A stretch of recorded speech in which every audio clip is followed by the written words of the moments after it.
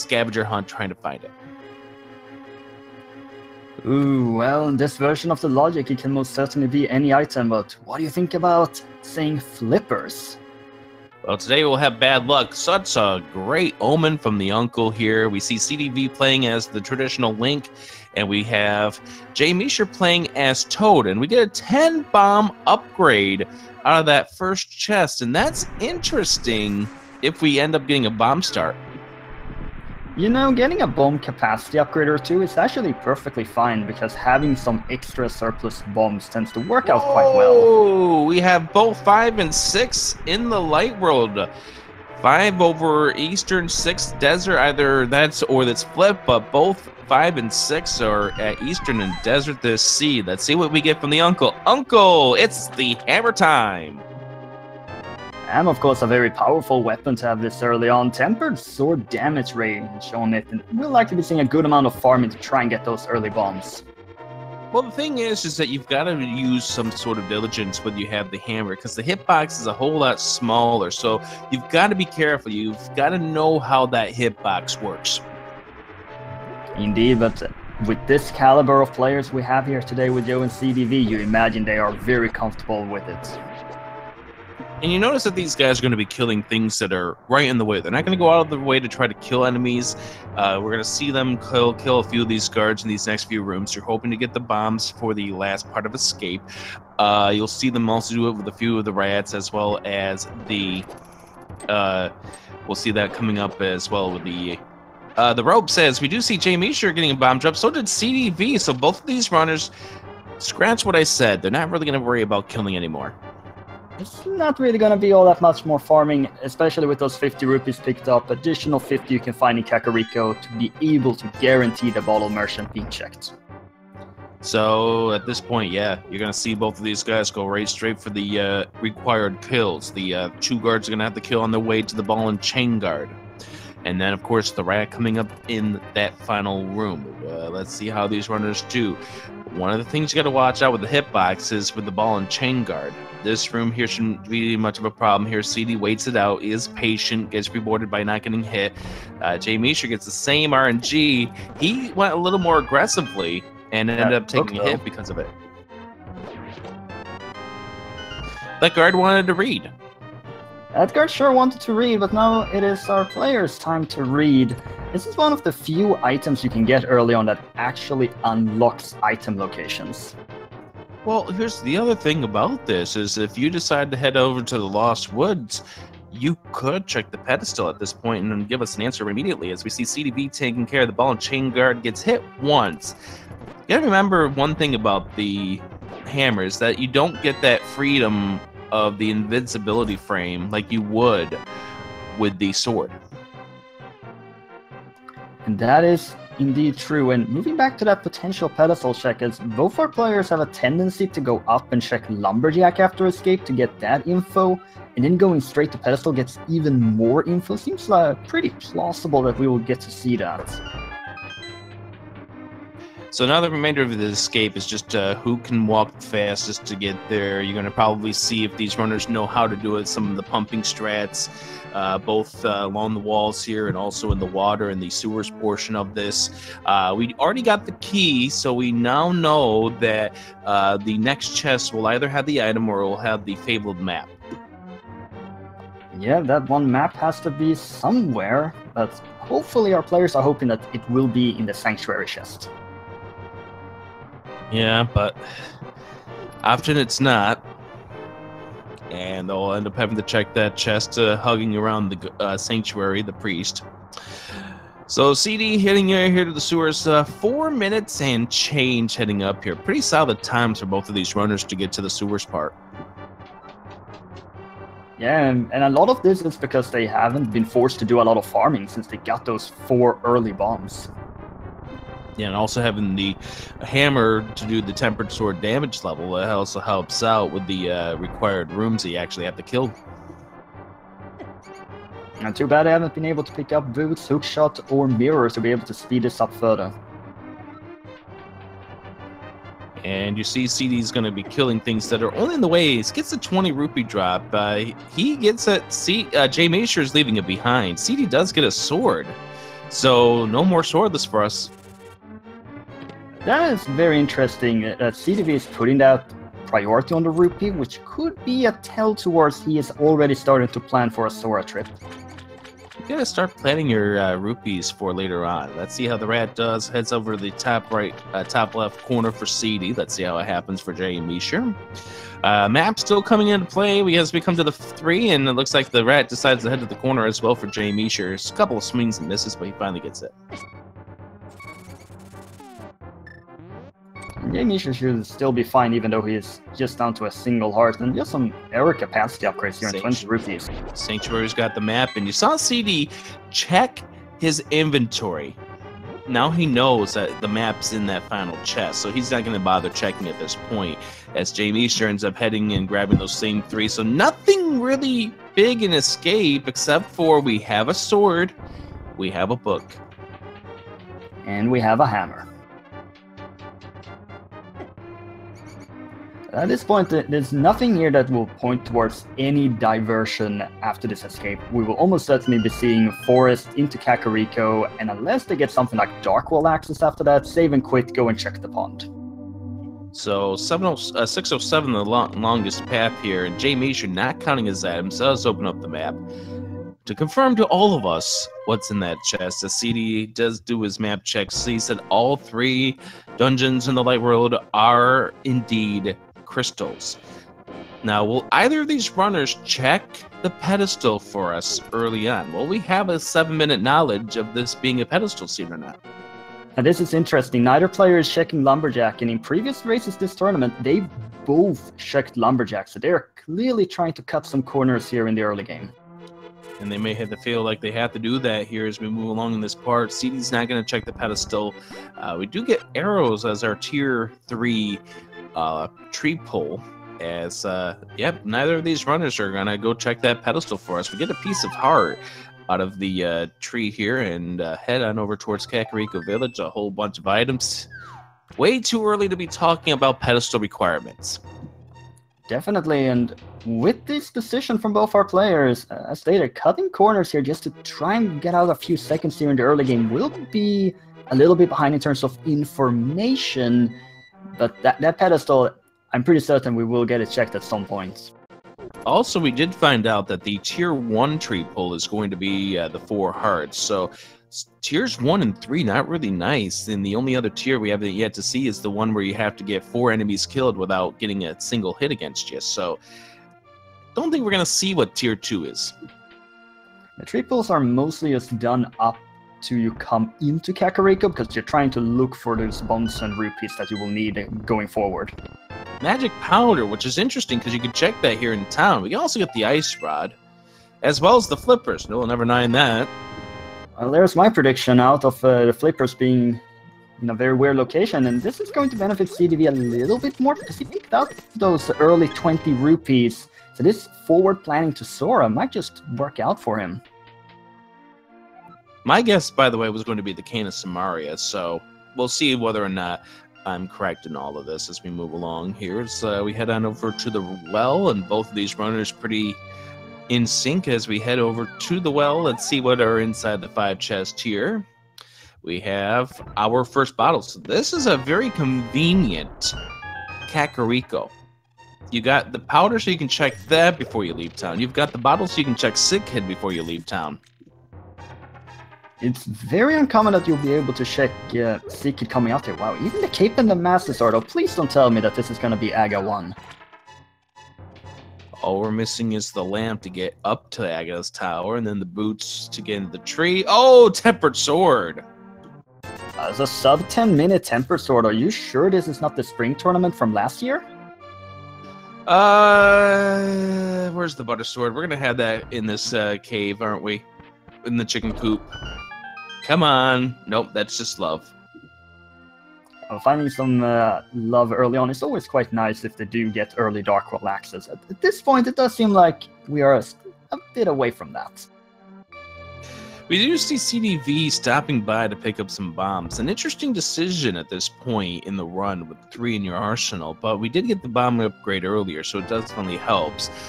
And Sick Kid giving us a 20 rupee rebate for the bottle. So much for that potential forward planning for Sora, just spending all of its... Butter sword! What? Are you kidding me? 10-minute butter! We're truly back to last year's spring tournament.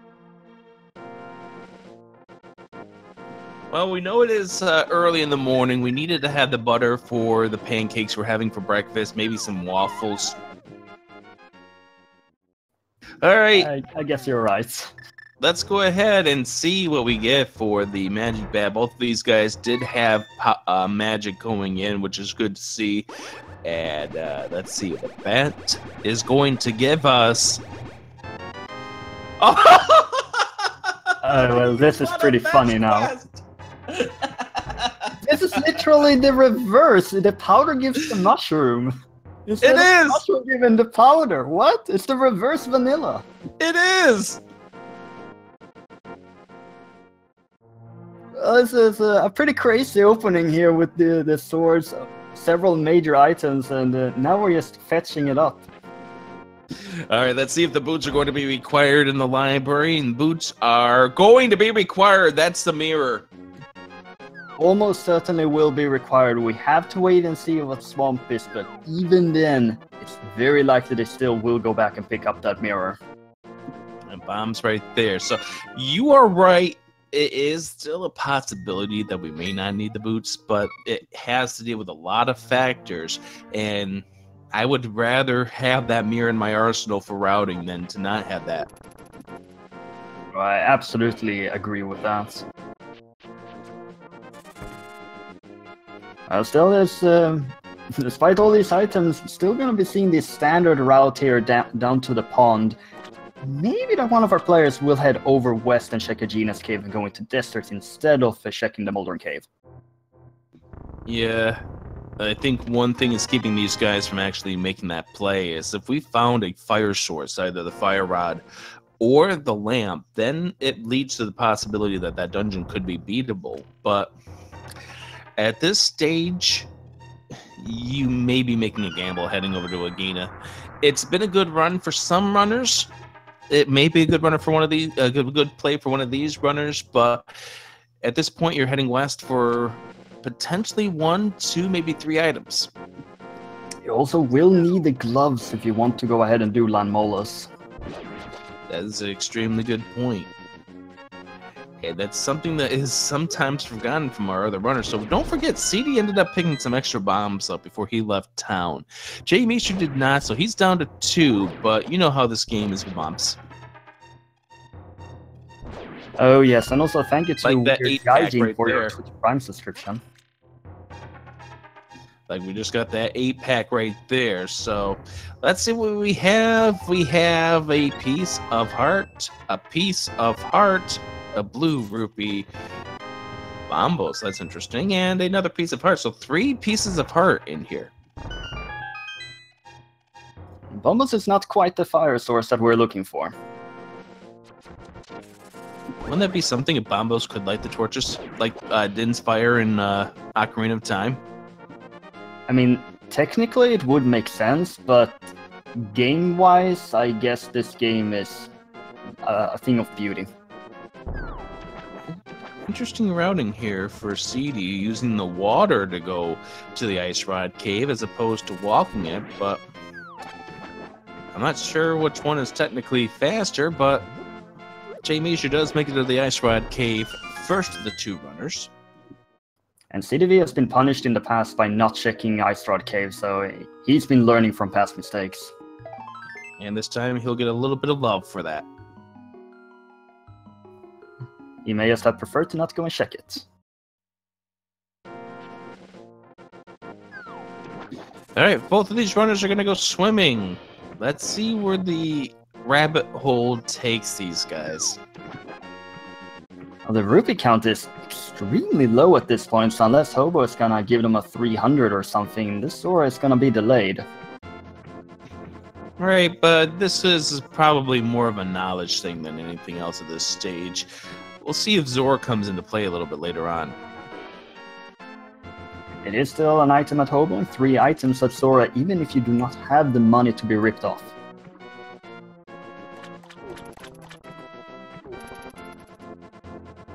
And I mean, where else would you go with Sahasra Lane to Eastern, make the trip to Desert, deliver the mushroom? Ether from the hobo. Picking up the medallions early is always great, since you don't have to worry about not having the right medallion for Mire or Turtle Rock later on. Watch they be pendants.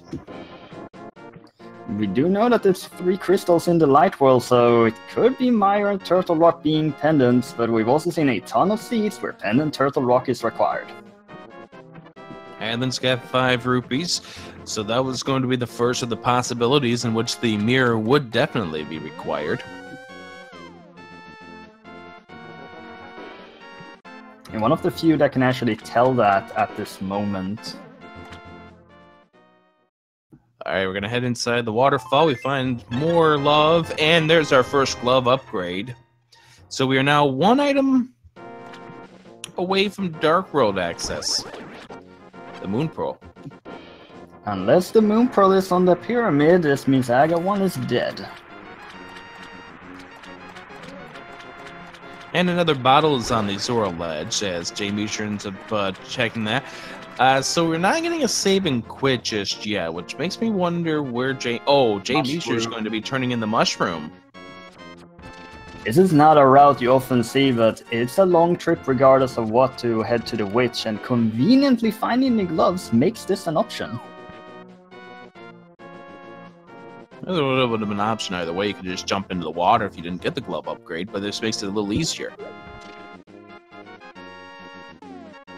Yeah, definitely, but we do see SeedyV making the more traditional standard play, Sahasrala, likely into Eastern unless he finds the Moon Pearl here. Alright, let's see what the mushroom yields. Is this another fetch quest? It is 20 rupees. It is not. So the end of the train comes with some money, as jmeasher does the save and quit and heads back to start, probably heading right where Seedy is right now. We find a shield. 300 rupees, that would have been Zora money, and there's the boots for the mirror. The boots open up mirror. Also interesting from Yo to not pick up the 20 rupees he got from the witches, decided to ditch them. Of course, these boots, mirror is now available, and you can sequence break up to Tower of Hera now. Yeah, as well as East Death Mountain by way of the hammer. And that's full access. That's a massive sequence break you can do now. Well, let's find out where this goes, because Seedy is going to be checking Eastern at this point. Surprised neither of these runners have decided to talk to Sahasrala to find out what the green pendant is, just for the knowledge at this point. Because you know that 3 dungeons at this point in the Dark World are going to be access to, are going to be pendants. As jmeasher is opting not to go to Eastern, so if Seedy finds something interesting in here, if the Moon Pearl's over here, that's a big advantage for him, as jmeasher is now opting to head over towards Agina as well as Desert. And SeedyV picked up a pot that had a 5 rupee, but it didn't grab the 5 rupees. Let it be there. We are most likely going to see both our players try and aim towards the 500 rupees. jmeasher can lift up this rock here if he wants to, but he's not going to do that. Yeah, these runners are not concerned about money at this point. They're not concerned about Zora money. That's probably going to be one of the last spots in their mind. 20 rupees on the ledge. As we did find another shield here in Eastern. So all 4 swords and 2 shields very early on. Definitely uncommon. Now, SeedyV picking up 20 rupees. He still has Zora on his mind.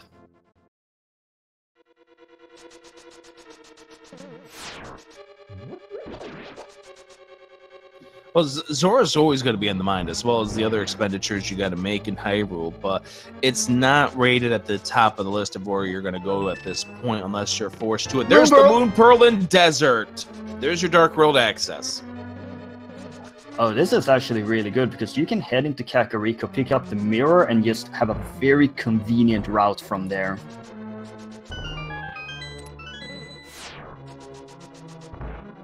Now, the Aga Dream is not dead, because we did not check Lumberjack Tree at all, so it could still be alive for a required item. You do have the cape to check Bumper Cave, and that seems like the most plausible coming up situation where we would be able to see a lumberjack check.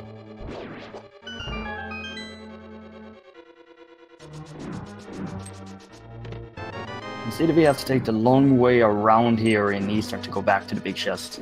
Yeah, good decision here by jmeasher not stopping in this desert at this point in time. Don't forget, you still have, as we get 50 rupees, that's the third item in Eastern. We still have one more item here in Desert, and it could very well be in the big key chest. Or in the big chest, rather. And he's likely going to be checking the Gina's cave after this, since he did not check it before going in. And so now Seedy is heading over towards the desert area as well. And as you noted, both of these runners are likely going to pick up that mirror before they head into the dark world. Fire rod in the big chest. Guess what? Desert's beatable. Yeah, suddenly you can kill Lanmolas, and you get to do it with Butter Sword. That's pretty sweet. This seed has definitely been giving them a lot of very useful items early on.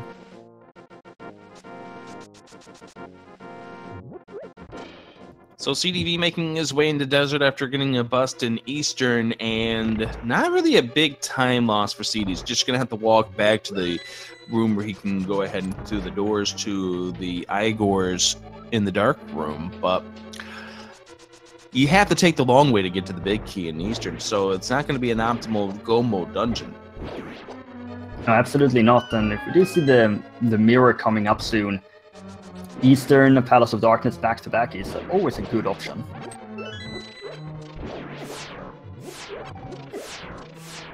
jmeasher trying to load up his magic at this point in time, getting ready for the fight ahead. Does have to be careful about his hearts. Don't forget, these runners do have the blue mail, so they do have a little extra protection at this point. But having as much arsenal as you can for the upcoming fight would be nice. Although you don't really have to worry about it. I mean, you've got Butter Sword. These Lanmolas are going to go down easily. At this caliber of play, Lanmolas is more an annoyance than a difficult encounter.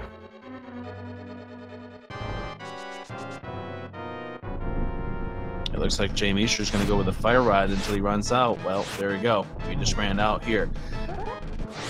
So 1 down. This should be 2 down and 3 down. And we've got our first crystal at the 22-minute mark of this run. jmeasher picks up the crystal out of Desert. Part of that 5-6 combo, don't forget. And the other one being the over on Eastern, so perhaps be seeing a Pyramid Fairy at some point, unless this bow decides to be in a really awkward location. So the next stop for us is going to be over to Agina, see what he has for us today, if it's anything important. And then after that, I believe we're going to head to get the mirror out of the library and then head on over to the Dark World. I have seen past players, when they get Dark World access to the site, to head up to Death Mountain, but here you still have to go to Kakariko to pick up the mirror, so taking the natural entrance into Dark World seems more likely. We have ourselves a piece of heart at Agina. SeedyV is not opting to go to the Lanmolas just yet. Probably trying to see if he can pair it together with the trip to Myra, but we may not have to go to Myra at all. And jmeasher here heading over back to Kakariko Village. No, he's going to check the bonk rocks first. Yeah, it makes a lot of sense to check this along the way. And a whole lot of love inside the bonk rocks here. As SeedyV will end up doing the same thing here. It's going to be a very interesting map check. I imagine it's going to be pretty instant when our players enter the Dark World.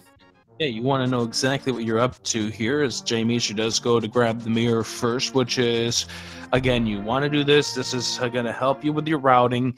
You need to lump things together, and you're going to be spending extra time backtracking if you don't get this mirror, even if Swamp turns out to be a pendant. Yeah, because now we also have Bomble's tablet in Logic.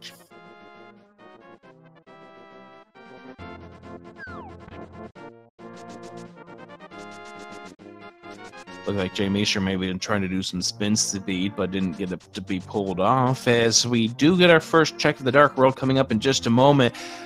And again, we know that there's going to be 3 pendants here in the Dark World. We don't know what any of them are. We didn't talk to Sahasrahla to find out which one's the green. We had an early book to find out that the pedestal is going to be required, but, you know, with Dark World access and Dark World having the pendants, it makes it maybe less likely. Where's SeedyV going? Here's the thing. Oh, he's going to the Hype Cave. Okay, we got the route divergence.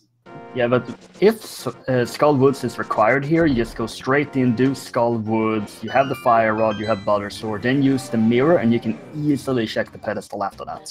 Map check, and it turns out green pendant Mire, blue pendant Thieves Town, red pendant Palace of Darkness. Well, no flute is required. Watch they get the flute early, though. I mean, after all, we already got Butter Sword. Alright. Well, SeedyV, so... take Hype Cave first.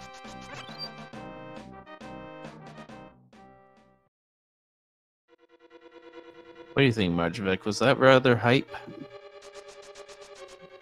I've seen worse. I've seen better. Yeah, me too. Well, if we're gonna talk a little bit here about Green Pendant Mystery Mire, so SeedyV in his week 1 match he had versus Genja that he lost, the Go Mode item was Mirror from Green Pendant Mystery Mire. Must be feeling strange to actually have the mirror at this stage in the run in that case, as we do the back first and then heading forward, and we could get the pedestal check now. We haven't done the pedestal check just yet. We are going to get a Bombos tablet check out of SeedyV. This is a nice way to route in this tablet. It is. And it turns out to be 20 rupees. And it's going to be jmeasher's basically only real good opportunity to check the pedestal after Skull Woods. There is no faster way to do it in a route. jmeasher waiting out the falling wall master. You don't really want to get grabbed as you're getting ready to go in here, and with a Butter Sword, you have no real problems here. Just swing him a few times, he'll be dead. If it wants to get out of the corner. Yeah, there we go. Mothula dead. And we get an arrow upgrade from Mothula, bombs from the Stumpy as we go ahead and check the south of Haunted Grove. Let's see what's inside. Well, Mothula having 1 item is always great to just rush Mothula from the get-go, and it's why it's so advantageous to do so if you have everything you need to in order to do so. Interesting decision for SeedyV to go pick up the rupees at that point. Already over 500 rupees, but there we go. Well, he hasn't done the digging game or the chest game, and he may still have to enter Palace of Darkness and possibly want to buy some potions using an empty bottle from Skull Woods. Alright, here we go. This is the pedestal check, and we do have a few options still on the table for us, but it's grew smaller. I make things go triple boom. Those would be bombs. So, unfortunately for the people that love pedestal seeds, not today. No, indeed, but we may still have to go through a couple of pendant dungeons here anyway. Very likely, especially how rich some of these dungeons are going to be. And so we've already got both items out of Skull Woods, didn't we? Yeah, both were in the back. Mothula had 1, and then it was the bottle. So jmeasher's going to go check to see what's over at the Bumper Cave, likely, and we're going to see SeedyV head over towards the pyramid.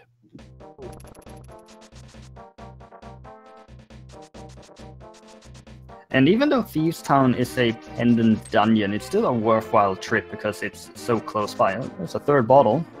And we're also going to get a lumberjack check, which is a good time for jmeasher to go ahead and check this for us.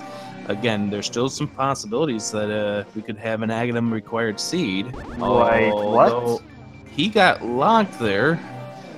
I don't think that's where he... apparently something that had to do with the lumberjacks. You get stuck right there. I don't know. I've never seen that before. Never seen that. Yeah, I've also never seen that happen before. That looked like a heart to me. That was definitely something. And considering the shape, I can only think of that being a heart or a rupee or something. Yeah, it could have been a blue rupee or a piece of heart. Some people are saying piece of heart. We are going to see SeedyV turn in that mushroom. So we'll see SeedyV get rewarded with the 20 rupees, and then he'll head over towards Quakefish. He does now have the rupees for Zora, though. So he may check that. And by the way, we now know where all 4 of the bottles are. Yeah, we do. And jmeasher is likely going to make something similar here because there's very little reason to go towards this path before checking Village of Outcasts. Yeah, he's going to go to the King's Tomb. He's going to do the mirror to get into there. And then the next stop after this would likely be the Quakefish, then over to the Pyramid. I don't see any reason for him not to make this path. As SeedyV going to go ahead and lift up the rock. Let's see what Catfish has for us today. What about Vanilla? No vanilla today, just 300 rupees, which SeedyV does not need at this point. He's already got enough rupees. All right, Zora check. But this is great for jmeasher because he will not have the rupees for Zora if he's going to make this path over there. Well, don't forget, if he were going to go to Catfish, Catfish has 300 rupees, so he would have the rupees at that point, but he's opting not to go in that direction. Yeah, that was what I meant with my sentence. Did that come out wrong? Oh, okay. I know what you mean now. Piece of heart from Zora, another scam. Okay, this is getting very interesting now for jmeasher's routing. He is making this sequence break up to Death Mountain. There's a tremendous amount of items he can check it, but he still hasn't been to Village of Outcasts.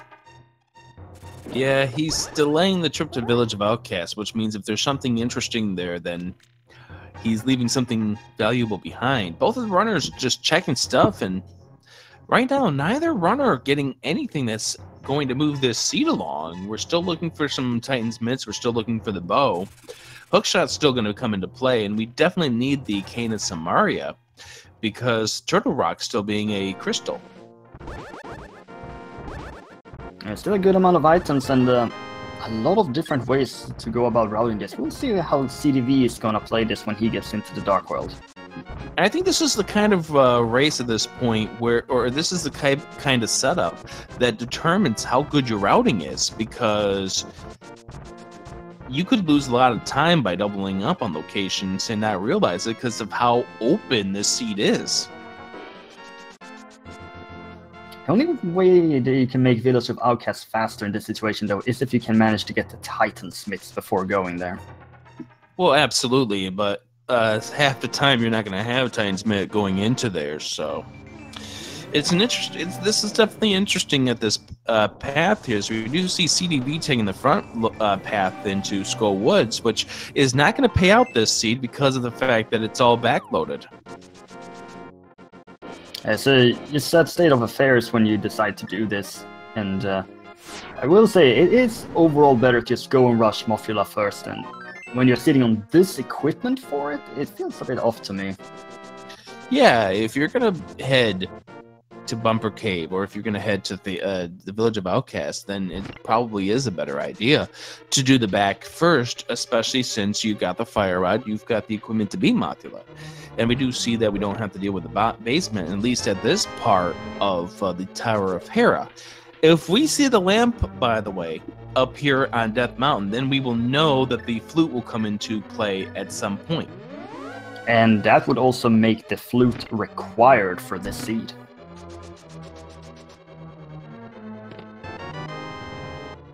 And this is still consistent with SeedyV's routing in the past. He likes to go into Skull Woods first upon taking that entrance to the Dark World. It's just that in this particular situation, it is better to rush Mothula first. Yeah, this is a case where rushing Mothula would give you the stuff you need. And we do see the battle here with the statue, which is going to take a few moments. He's gonna get any position, and sadly he's not gonna get any item in here that's worthwhile. Maybe he's gonna go and pick up the full magic though. Bomb upgrade, the first of the 2 items. We see jmeasher setting up for the bomb jump here. If you miss this, it's a long way down, but if you make it, you save yourself having to go up to that 5th floor, then dropping down. Bad result though, it's the map, so that means that the Moldorm will either have the 2nd item, or we're going to find the key downstairs. I guess it's time for Moldorm to show his true self again.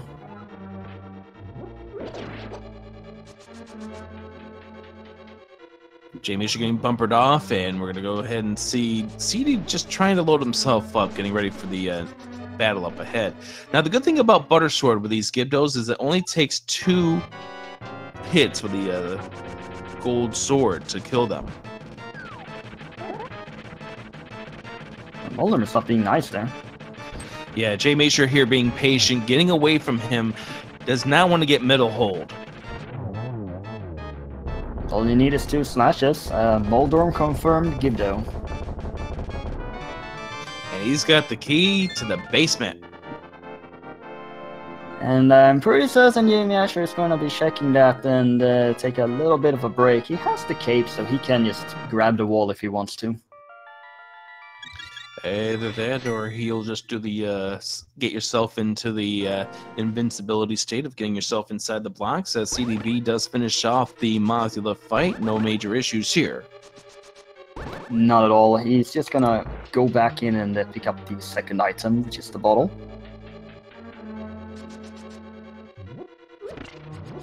After that, he's likely also going to be making the mirror into pedestal check. jmeasher's not going to be able to take that coffee break, as he ended up losing his stay on the blocks, and therefore actually has to do some work in this room. Yeah, you need a lot of work to get through this tile room.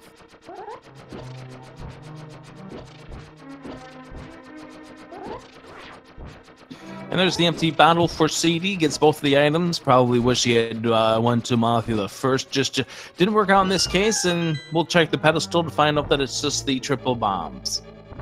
It's kind of interesting to see how it's gonna continue to make this Darkworld routing after this. And just a heart container. It's not too bad. It's not too bad to pick up a heart container every now and again, but spending that long time to get one, that's not worth it. So SeedyV is going to head on back through, and he's not going back into Skull Woods. He's going to go through the portal, and let's see where they head next. Do they check Village of Outcast? We didn't see from jmeasher, but we are going to get a Spiral Cave check.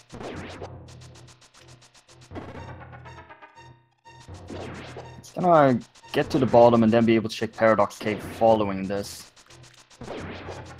It's also a way to maximize item locations before finding the myths to hopefully get into the Darkworld, since it gives you There's your myths! Oh, that happens sometimes to me. Oh, and there's lamp! the lamp! So now we know how to get yourself in the logic.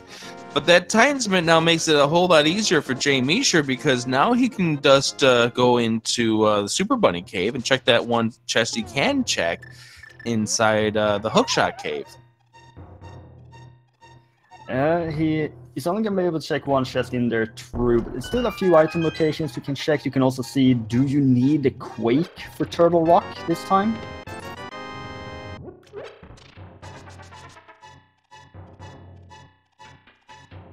SeedyV finding the lamp is gonna help him with the dark rooms, gives logic access to Death Mountain, could be a play coming up, but at this point it seems like he wants to continue with this shovel for a tour. Seems like a good idea. Well, at this point, you kind of want to do what you don't want to change your game plan. Quake. There's our Quake, so now we have all 3 of the medallions. Well, that means that we can count away the medallion search for Turtle Rock then. Now, in the past, SeedyV, when going into Pen & Thieves Town, he tends to just want to check the first 4 chests and then head on out. Well, it's a good play if you get 3 items first. Then you're only leaving 1 item behind, and you'd have to go maybe a distance to get to that 4th item. If you get less than 3, then you are taking a chance. So if SeedyV does find a 3rd item out of these first 4, he may opt to mirror out at this point and just decide that there's nothing in here. And jmeasher is going to take the entrance here on Turtle Rock and open this up. So there's the compass, and he decides with 2 items it's enough for him to leave, and we'll see if that turns out to be a mistake later on, or if that was a good decision. Ether required for Turtle Rock. jmeasher's going to go ahead and open it up. He can't do anything in Turtle Rock right now without the Cane of Samaria, but you might as well open it up while you are here. Likely going to be checking Super Bunny Cave, 1 item location in Hookshot Cave, and then Spy Cave.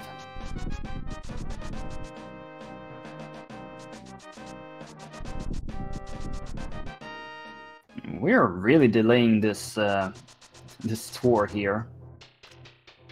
This shovel game is being very unorthodoxly late.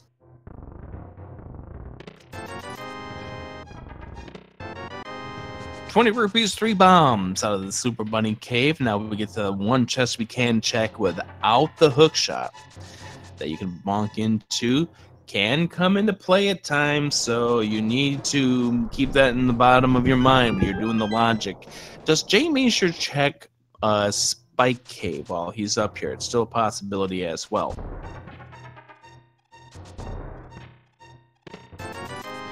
₹20 in that chest, so no logic there. Yes, picking up the small piece of rupees that are not needed at this point.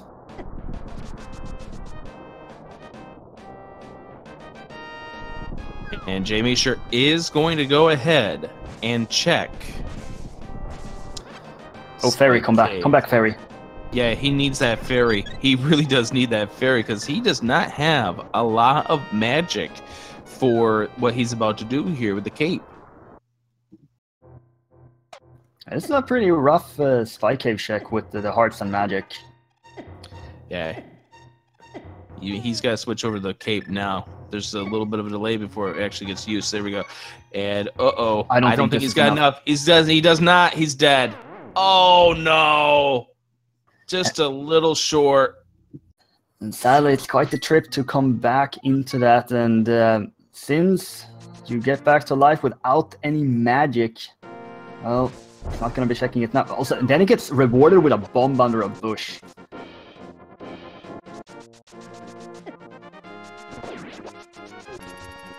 And so jmeasher's going to go and head over to the potion shop because, well, that happened. That did indeed happen. And now SeedyV is making his way up to the mountain, so he will have the Titansmith coming up soon. We know at this point it's not going to be urgent. Anything else that's on that mountain, unless Spike Cave has something big in it. Now, here's a spot that has opened up for both of these runners.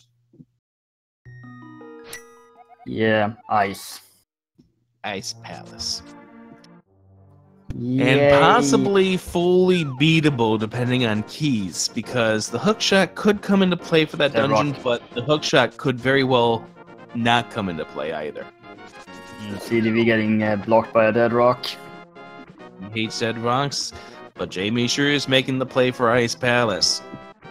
This followed a very simple line of thinking of, it's a crystal dungeon I can full clear, or sort of full clear. Let's go there. Yep, so if we find hookshot in here, then that gives jmeasher a nice little advantage. If we find something important in here, the same thing. We know jmeasher's not going to find the lamp. That turned out to be in the chess game. Yeah, he still hasn't been to Village of Outcast yet. When we say things that are in logic, what we refer to that as is a simple question. Can you do something without a sequence break, using a glitch, a minor glitch, going through a dark room, using the bomb jumps, using certain things like that? Are you able to beat it that way? If the answer is no, then it's out of logic. Like, for example, jmeasher going through the dark rooms to take the old man up to the mountain was defined as a sequence break, so he was out of logic. Yeah, that's a really good explanation of it.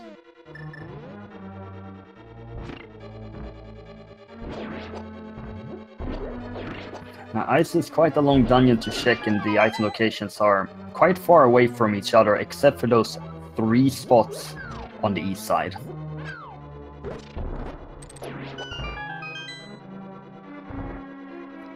And speaking of doing out-of-logic sequence break kind of things, we do have this bomb jump here in Ice.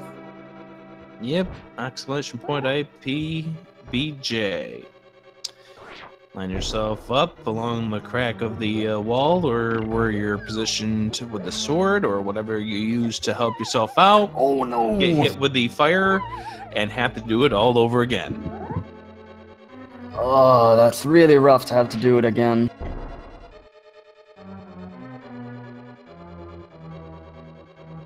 It just showcases his consistency and practice from being able to perform that bomb jump. Yeah, you probably could see a little bit of flustering there after falling down the hole. SeedyV also got the bomb jump to the big chest in Tower of Hera. So, right now, we're looking for a key. Yeah, small key in Ice Palace, so that you can access these lucrative item locations on the east side. Yep, and at this point now, considering the fact that we haven't gotten a key, which means hookshot seems to be required for this dungeon by logic at this point, because we haven't gotten a small key to get over to the right-hand side. Yeah, you can't use the hookshot here, so have to do a bomb jump.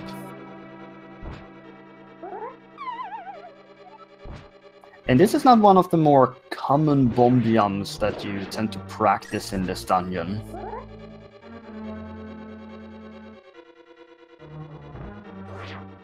SeedyV build Moldor. Oh, he can't pull this off anymore. He has to. Okay, he's going to use his potion, which is a good decision at this point. You don't want to die trying to pull this off, but being down to that final hit there, you die, you're going back to the start of this dungeon, and that's not fun. Having to backtrack all the way through ice is never a pleasant take over while I recover my English.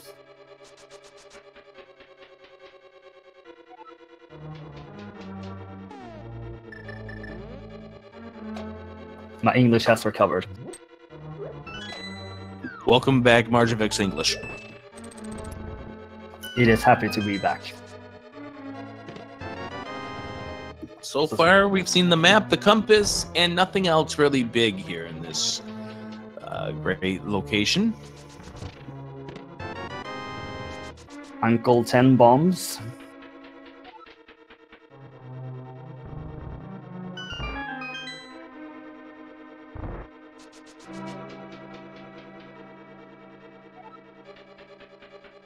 This ice pass thus far is pretty rough. Yeah, this dungeon is giving absolutely no. Is really not giving much help at all. And just to confirm to chat, some people in chat were wondering if that was Silvers on the Island. That is not Silvers on the Island. That is a 5-arrow upgrade, as we just saw that on SeedyV's side, and a 5-bomb upgrade inside of the big chest here in ice. Notice jmeasher's key count. It's sitting at 0, which means logically it seems to be like the seed wants you to have the Cane of Samaria to beat it. But with the help of that bomb jump, that is not needed. So logically speaking, we're going to see Cold Stare drop. Cold Stare should be dropping a small key at this point, if I'm counting things correctly. If he doesn't, then I'm wrong in my count, and I accept that I'm wrong in my count. But if he drops a small key, regardless of what I'm talking about, it is going to be required by logic. Oh, he gets him out. That was a swing miss with that, and now jmeasher's in trouble here. Just got to make sure that they do not touch him, because if he gets touched by any of them, he is dead. Fortunately, it did spin a little bit too early. He takes the death! Oh, it's a really rough death to take. It's a long trip down back to Cold Stare. On the other hand, if your counting is correct, he knows there is no item there, and there is therefore no need for him to go back right now. That swing and miss was huge. That swing and miss was a huge, because it got Cold Stare out of getting into the corner. He couldn't make it the quick kill, and then with 2.5 hearts left, it was not going to be a fun time. It was going to be a nervous fight, and Cold Stare got the better of jmeasher at that point. And with him with 3 items, he also probably does understand that that is a sequence break, because we do know, based on how things were lined up in that dungeon, that you're going to need the hook shot to get in. Yeah, Cold Stare does have quite erratic movement, and then you also need to watch out for the icicles falling down on you. So jmeasher now heading to a place where we've been wondering if jmeasher was going to touch for a while now. The village of Outcasts. He will get the lamp here. Does he dip into Thieves Town? Maybe after a while. We might go see jmeasher do the sequence with the breadsmith first. Maybe, I don't know. No, he's going right straight for Thieves Town. So here's the question. We saw SeedyV get 2 items out of here, then he noped, checking only the first 4. Does jmeasher go deeper? jmeasher tends to full clear Pendant Thieves. On the other hand, having taken 2 deaths, pretty certain he feels like he's behind at this point. And on one hand, he may just check the first 4, because he doesn't want to spend too much time in a Pendant Dungeon. On the other hand, he may just think that I had to make a gamble, and therefore I have to full clear the dungeon. Special thanks to our tracker behind the scenes, Iceman_F1. Special thanks to him for all his hard work, not only with the tracking for this match, but also doing some of the restreams for us. As jmeasher does continue on inside of this Thieves Town. So if we find the bow, if we find the Cane of Samaria, if we find the hook shot in here, that's big news. SeedyV, he's not going to make the trip back into Thieves Town. He has a big tour here to make with this frog.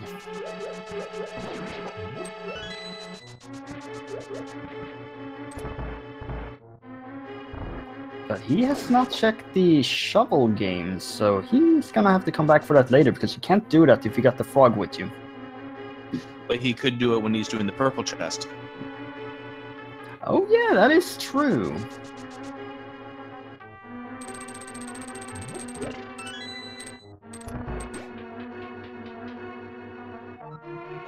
Well, these are basically the options our players have right now, unless they want to go into Pendant Pod or Swamp without the hookshot.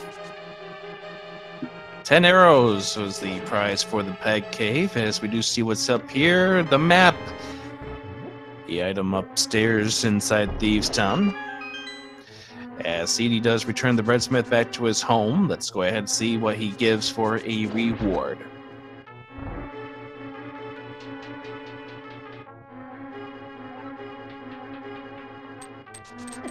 Just a bomb upgrade.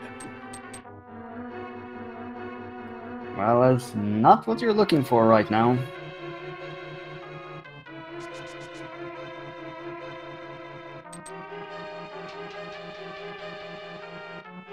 For jmeasher, there's a 50% chance it's gonna be able to find the small key here, and if there is a small key here, it means that it is locked in the big chest. No shovel game. He can't do it with the chest. But you told me he could.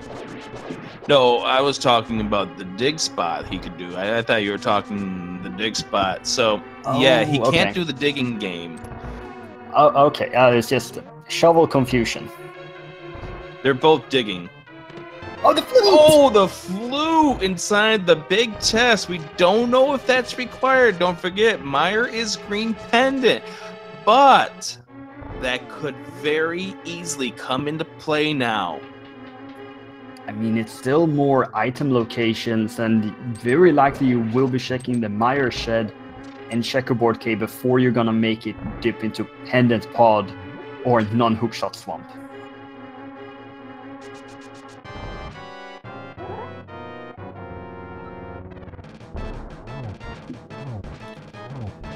Yeah, we already checked the pedestal. We know it's triple bombs, sadly.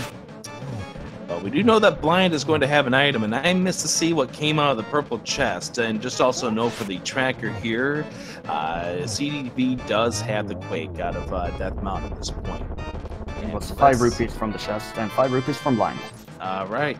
So SeedyV is now going to go ahead and finish off the Lamolas, which, don't forget, SeedyV didn't do earlier. Could also, since he does have both items here, just be a way of, okay, I'm gonna do this now while trying to think where to go next.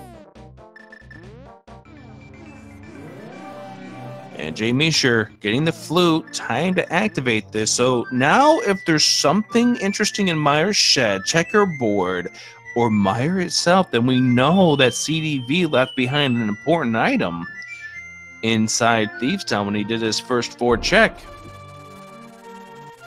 You have to imagine that it's a low priority for SeedyV to go back into an already visited pendant dungeon. And he's just going to continue on with this tour. You have to pick up the shovel out of the sea house. You're 56 minutes into this run at this point, Martin Trebek. What's going through your mind if you're a runner?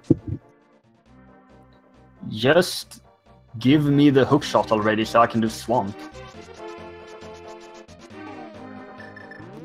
How about But hey, don't ask me. I'm bad.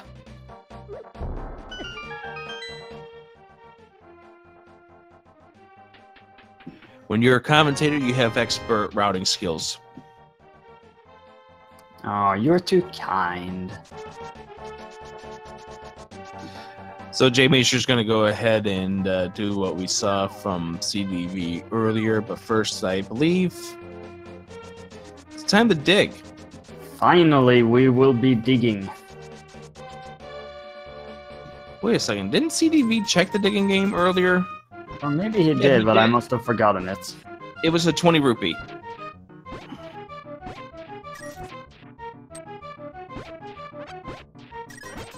Well, SeedyV is taking down Lamolas without any problem. Yeah, it's not a hard fight when you've got the butter sword.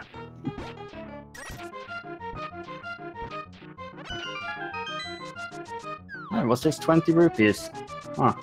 All this different routing just skipping out on Village of Outcasts for so long has really gotten into my head. Alright, SeedyV trying to figure out where to go next.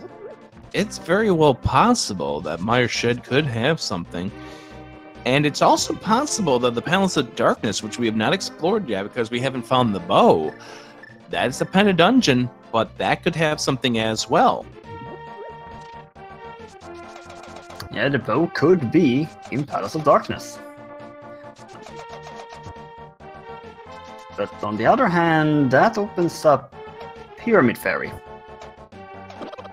And what's wrong with that? It's not that many items. But it's fun for us. True. Do you think ice is fun? And that's apparently where SeedyV wants to go, but no, the enemy said no. So I think SeedyV was trying to figure out what exactly he was going to do. He went into the dark world and then remembered, I can go into ice. Now, we do know, based on what we saw from jmeasher, that this is not going to benefit anything. But, you know, you've got to go through here. It's a crystal dungeon, and the idea is if you're stumped, try to keep progressing in your seed. Yeah, it's not a bad call. We just know that ice in the seed is a dungeon that you will be able to go mode later on. Now, here's the thing also. SeedyV, just like jmeasher, does have the powder. He's going to probably want to use it real soon in order to replenish his health, because going into the bomb jump with only 4 hearts is not necessarily a great proposition. You have to be very confident in your bomb jumping skills if you want to try that at 4 hearts.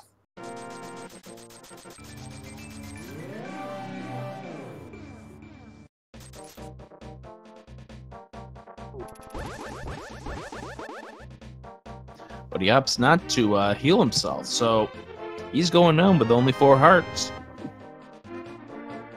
Make it 3.5 after he gets shocked. This is definitely a bit of an all-in situation, if you want to call it so. Oh, SeedyV is just not having this ice palace go his way at this point. Now down to 2.5 hearts, and this is just getting a little dicier. He does pick up 1 heart in that pot, but it still is 3.5. And now down to 2.5, now down to 2. We should stop talking about his health. Stop talking about it. We're just cursing him. jmeasher now checking something extremely important to us at this point. Seedy's got to get this perfect. And he does. And avoids the fire, because if that touches him, he'd be dead. So good job to Seedy for getting through that. We can use the cape to get through that. Oh, the cane! Cane of Samaria is in Meyer's shed. That flute required. Flute required and Turtle Rock fully beatable.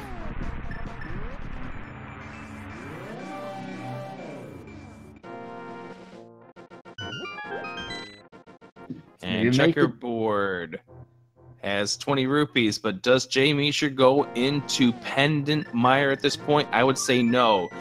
Go up the mountain, go to Turtle Rock. Yep, it's a full clearable crystal. Go moding Turtle Rock is not all that much faster than a standard trip. It's just that you do not have to make the climb back up again to get to Ganon's Tower.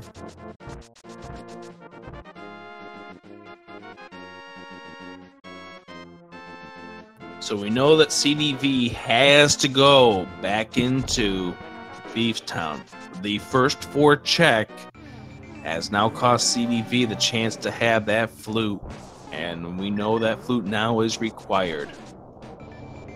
And it's a sad state of affairs for SeedyV, and I feel like he's going to be making a trip into either Palace of Darkness or Swamp before heading back into Thieves Town. Yeah, he's going to check a whole bunch of other things before he decides on going back in there at the state. And it's unfortunate, but that's what happens in Randomizer sometimes. You can try to cut corners, but if those corners that you cut have something major in it, you've just wrecked your seed.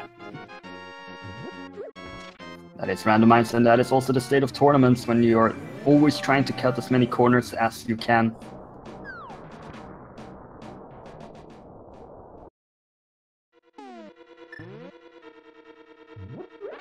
Well, we could still find nothing here in Turtle Rock. Yeah, but given how the seed is progressing, I have a feeling we're going to find one of the required items here.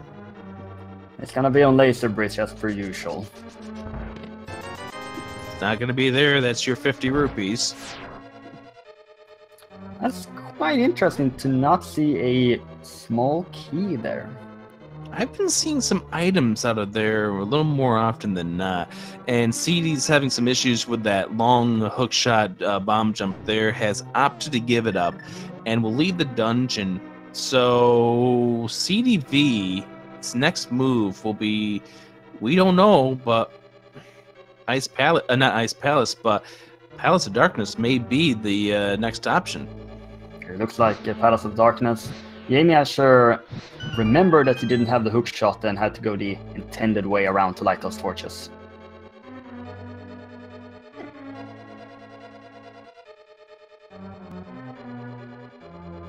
This is a miserable room without the hook shot in here. As we find the big key and the small key, he's going to mirror so he doesn't have to deal with this, and that's the good decision at this point. Why do that? Back down when you don't have to. And not only that, just being able to go straight back to the entrance and pick up the full magic.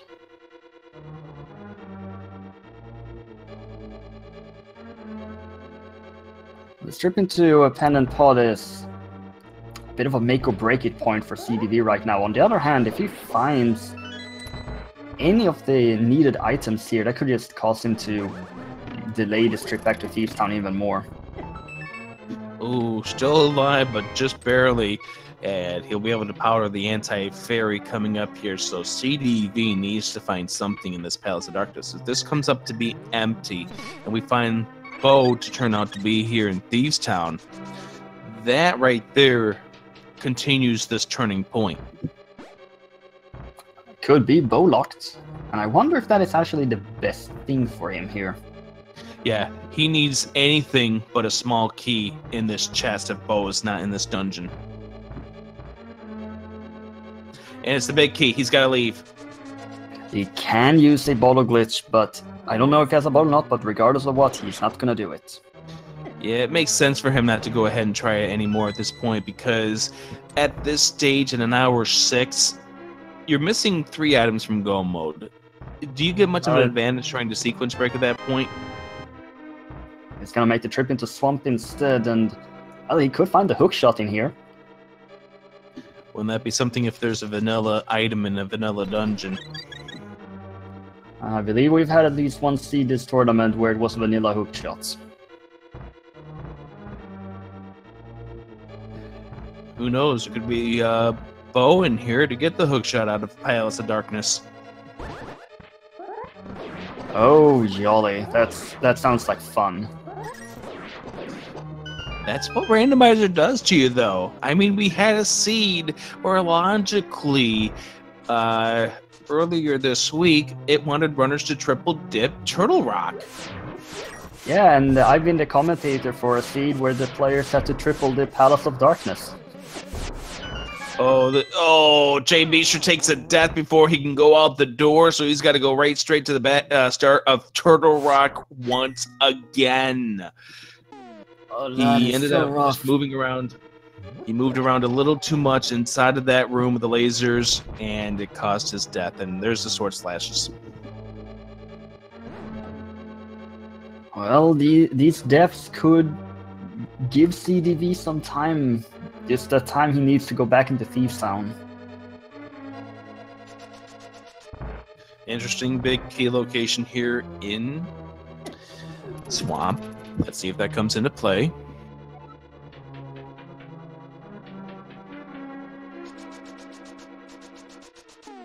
It's going to be interesting to see if he's how far he's going to continue with this play. The big key will open up one more item location. Yeah, he's got 4 chests that he can check at this point.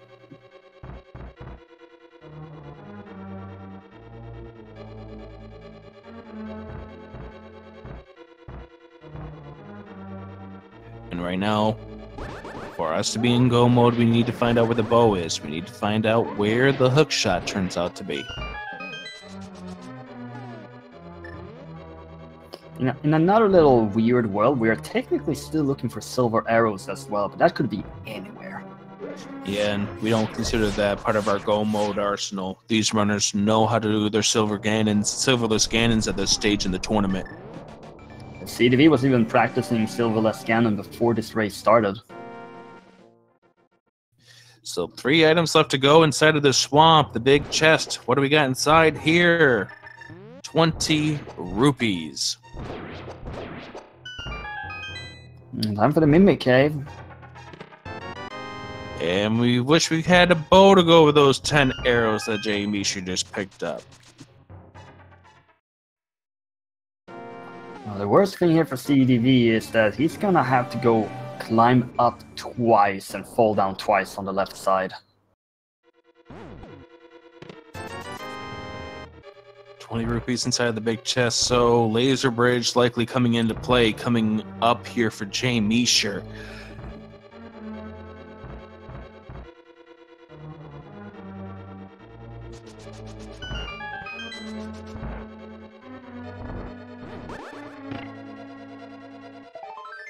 There's a piece of heart, so that means the key is going to be on laser bridge. Regardless of what, he was still going to check laser bridge for items. Yeah, hey, he's beating this dungeon.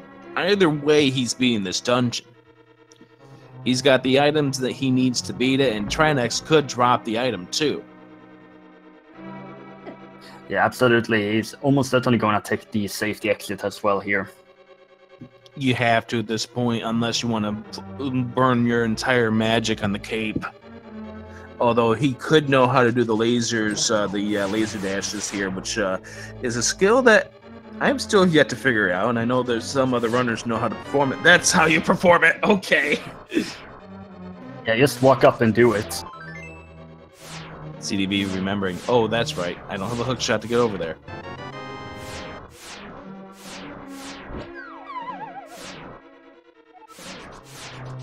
SeedyV has to go back up once more. Oh yeah, he canceled out of it. Takes the smaller of the damage here. Does he go safety door at this point? He's still not doing safety door. Map in there, so does that mean Trinex has the final item? I think so. Map in the chest, so SeedyV's coming up empty once again. And you've got to be at this point down to your final option, so you got to get back into Thieves Town, Seedy. Yeah, he has to make that trip back, and at this point, he may just, after that, opt to go straight into Meyer. He has to think he is considerably far behind at this point. Yeah. And the strange thing is that jmeasher's couple of deaths that he's been taking has kept SeedyV in this match. This is a crazy seed we've had. Because right now, unless Trinex does have the bow or hook shot, Compass. this really did not turn out to be anything major here for jmeasher. And you said compass. Yeah, there wasn't a compass in the menu here when he picked up the ice rod, so Trinex gonna drop this compass, so there is nothing in Turtle Rock, it has to be Meyer. Yeah, that's right. Yep, there it is. So SeedyV back inside Thieves Town. But yeah, at this point, SeedyV knows he's going to be behind because in fact he gambled this and then he did a whole bunch of other searching. But Meyer's got to be the answer. And it doesn't have to be in Meyer. It could be at Sahasrara. That is absolutely a possibility. Meyer will hold 3 items thanks to that green pendant. But you know where jmeasher could also head to next? jmeasher could go for revenge against a certain cave that caused his death a little bit ago. Oh, a certain stair face. Good old Spike Cave. Oh, that as well. Could go back into ice as well. That was what I thought you were thinking about. Well, he's not going to go into Spike Cave. That's interesting. Is he making the play for the Palace of Darkness? Well, thankfully he'll get locked out by the big key first thing, but he's not going to get the answer. And does he do potion glitch? That is the question. Hookshot could still be in Palace of Darkness. It could be, but if we find the hookshot past the mimics, then we know by the way the seed wants you to go that the bow's not going to be beyond the hookshot. And that definitely cuts down on the number of locations where the bow can be. So when I said earlier that the Cane of Samaria was my pick for the trolley item, I didn't realize that Cane of Samaria was going to be the unlocker, not just the troll item. Because we could see it at Vitreous, we could see it at Sahasrara. Oh, that's right, jmeasher never went into Eastern. Oh yeah, he skipped out on that entirely at the beginning. Well, this makes way more sense than go back into Mire. So Seedy about to pick up his flute. Probably not happy about finding the flute at the stage that he did. Especially given the fact that he noped out of the dungeon. He's not even happy to see the flute. He would have much preferred to see the hookshot, the cane, or the bow here. Yeah, because at this point, the flute opens up an area that you don't want to have to go into, with Mire being a green pendant. Well, we have to wait and see where he's gonna take this flute. He will go to the Mire area. He will pick up the cane. Will he go into Mire or Turtle Rock? He may gamble on Mire at this point just because of the fact that he has the idea that he's down behind because of the early play to come in here and then nope out of the first 4. Having a little issue in the final hit, but that's a solid effort there for SeedyV against Blind. And as said previously, SeedyV's week 1 race, which he did lose, the go mode item was Mirror from Sahasrara, Green Pendant Mire. And that could also be weighing on your mind. You do think about your past tournament races. You forget a spot somewhere, you're going to that spot the next time around.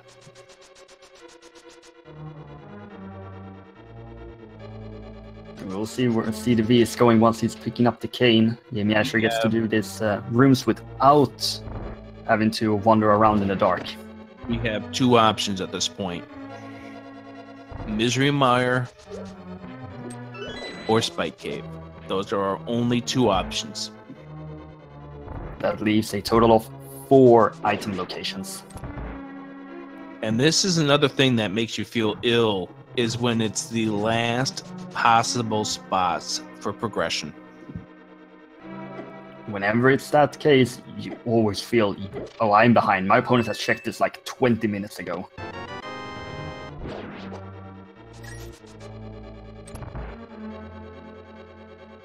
SeedyV's gonna get his cane now. Yeah, that's a nice dash there to get no hits against the enemies there. So there's the Cane of Samaria for SeedyV. What does he do about Misery Mire? Does he go in? Does he think about even popping into here? This race, because we've yet to see the hookshot, we've yet to see the bow, is still considered to be close. There is the crystal edge that jmeasher has in that he already has Turtle Rock finished. And SeedyV is taking out the flute. But does he flute back to 6 or does he go to the mountain? He's going to the mountain, so he's going to bank on Turtle Rock, and that's going to be unfortunate for SeedyV. That gives the advantage back to jmeasher. You can't blame him for this. It's a fully clearable crystal dungeon. Yeah, and we've seen... Wait, he's taking... Did he get blocked? Is he going to do Spike? He's doing Spike. I think he's doing Spike. No, he's just... Yeah, he's going Spike. Oh, and jmeasher is going Swamp.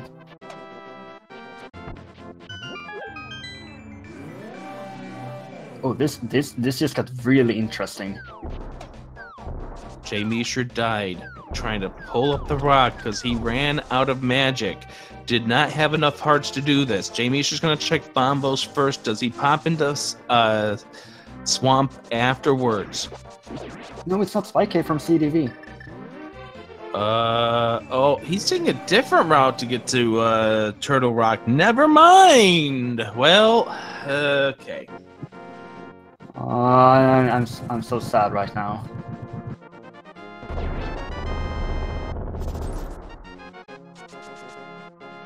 Well, as said, it makes a lot of sense to go and do Turtle Rock. Oh, that's right. He doesn't have the hook shot. He has to do it this way to get to Turtle Rock. Oh, when the seed has gone on for so long, it's getting so deeply ingrained into your mind, you forget that you don't have the hook shots. At least for us here doing the commentary.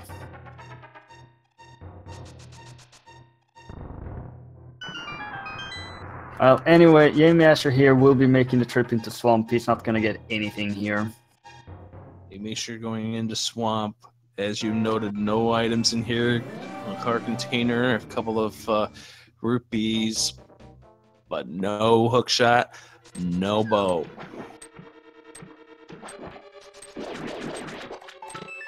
So right now we're just waiting for either of our players to go to either Mire or Spy Cave.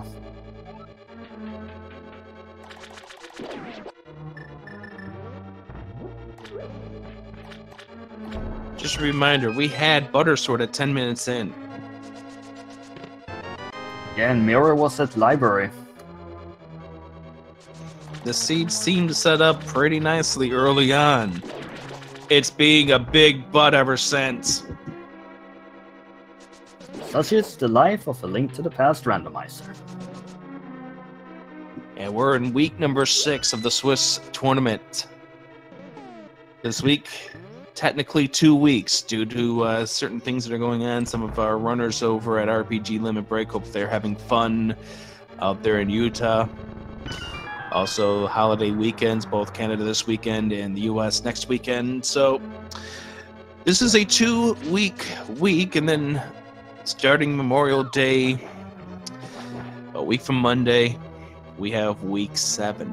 One of these 2 runners are going to have to be a win to make brackets with the other 4 and 2s. The other one, they get to relax some. They will have already made brackets. Yeah, they will have to take one match from these 2 remaining rounds that they have in front of us, but of course, it's a massive amount of pressure for that last week.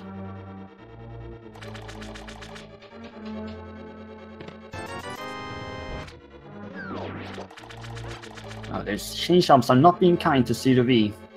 Chain Chomps have not been kind to either of these runners tonight.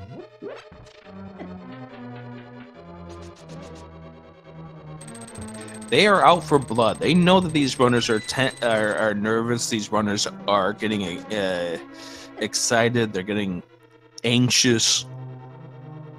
And they are out for blood. Well, here's now the thing. When jmeasher is done here, he's going to go to Spy Cave or Mire. When SeedyV is done here, he has the exact same choices. I bet SeedyV checks Spike Cave before he leaves the mountain. He's already up there, so it does seem more likely that he's gonna do that. Meanwhile, Mire is 3 items, it's more lucrative, but it's Mire.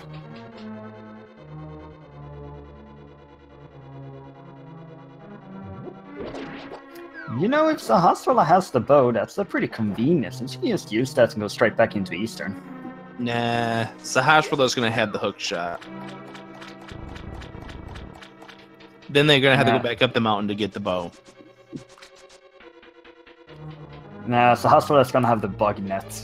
And then the item they're looking for is the Spy Cave. That is evil.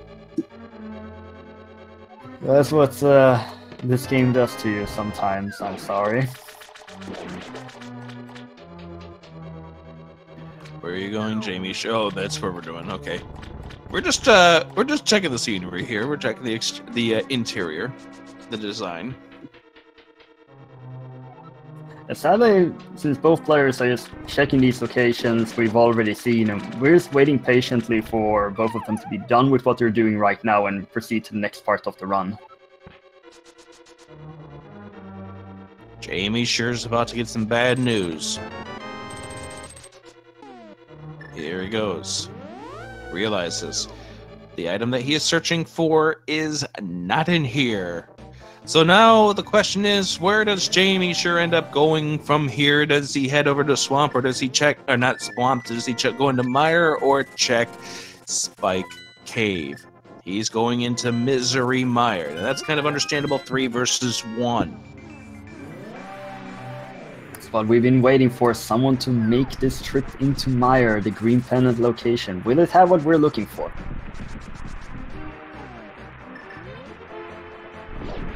You know, if this was pedestal, this would actually not be as bad, because then you would have gone into Mire much earlier than this.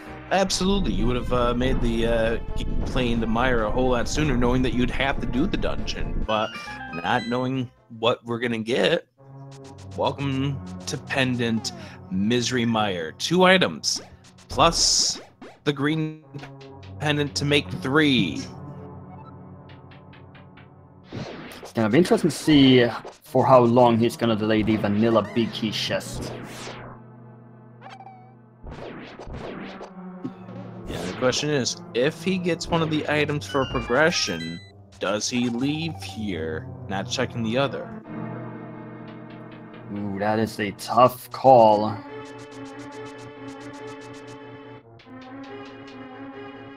SeedyV's on Laser Bridge has not taken the safety door. Yeah, and he just gets Nice full heart feel. Yeah, gets a nice health refill. He's taking this nice and easy, and gets hit there, but so far it hasn't been a bad bridge from him. And he knows what he's got here. He knows that there's no items here. He's just going straight to Trinex. No reason to check that last chest. The Trinex does have the compass, so that must be the map that remains there then. Yep. Nice dashing there.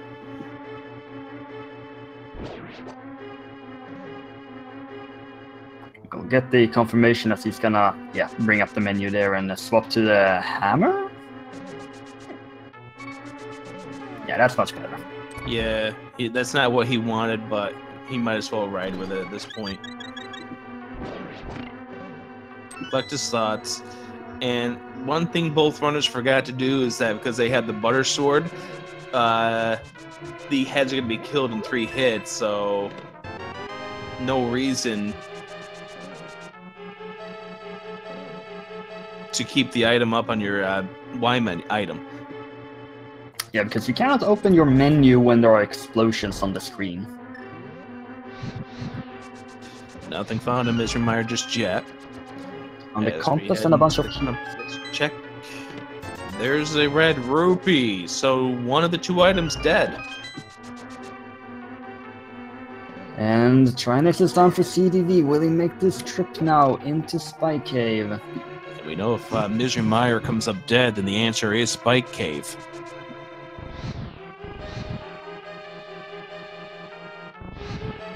Possibly, if there is something in Spike Cave that SeedyV may not have to make this trip into Mire in the first place, and he is now taking out the mirror, he's gonna check Spike Cave. He is going to check this. This is something that jmeasher died trying to get to. He was lifting up the rock when he ran out of life, did not have enough magic to keep his way through the remainder of this. If this is an item for progression, this is a big turn of events for SeedyV. We find the map in the big key chest for jmeasher. Both the map and the compass in Mire.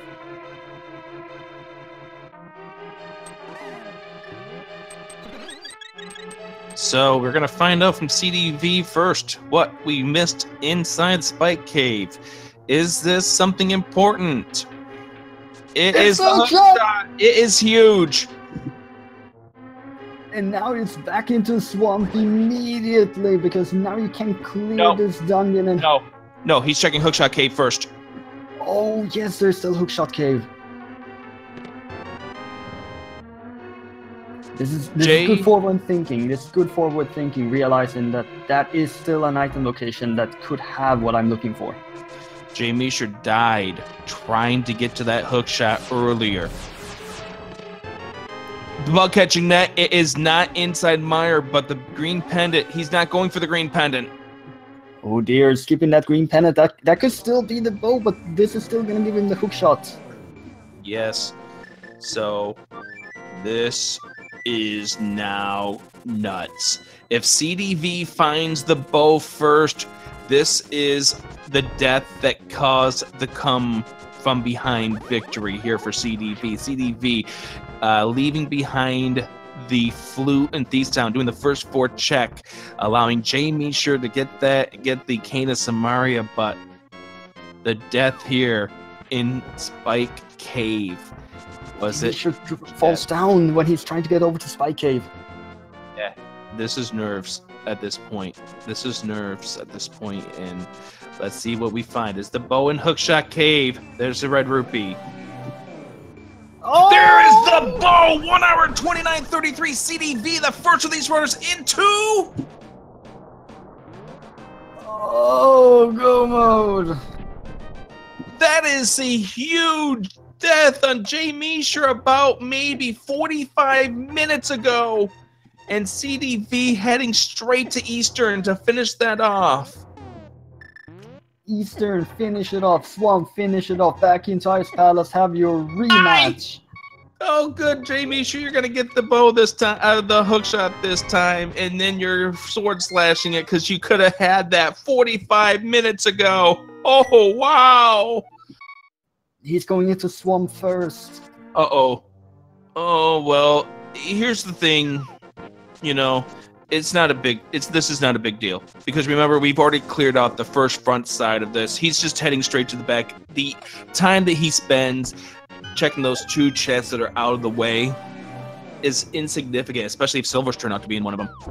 Oh, absolutely. If Silver's is in one of those 2 chests, it's extremely unlikely that SeedyV will be checking them.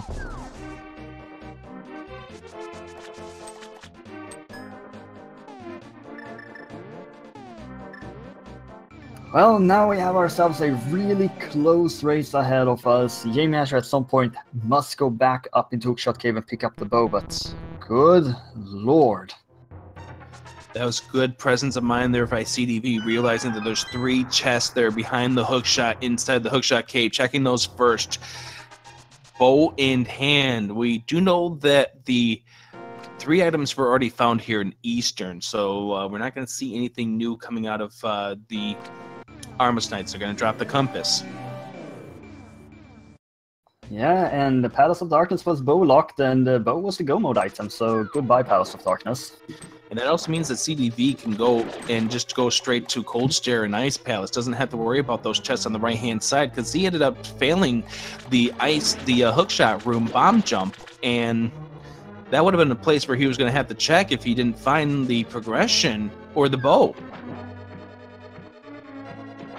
Yeah, absolutely. Things are working out well for SeedyV suddenly. And here's the thing, both runners are probably thinking they are extremely behind at this point because of what happened. I mean, jmeasher here going into Mire. Both of them have gone into Swamp beforehand, made the dip into Palace of Darkness, had to double dip Eastern, full clear the Turtle Rock that gave them nothing. And jmeasher having to die inside Ice Palace, dying inside the Spike Cave. Both of those coming into play. SeedyV doubling up on Thieves Town. Both of these runners so feeling behind at this point, and little does SeedyV know that he's the only one of these 2 in go mode. There are not that many options left for jmeasher though on where that bow can be, and there's not the silvers.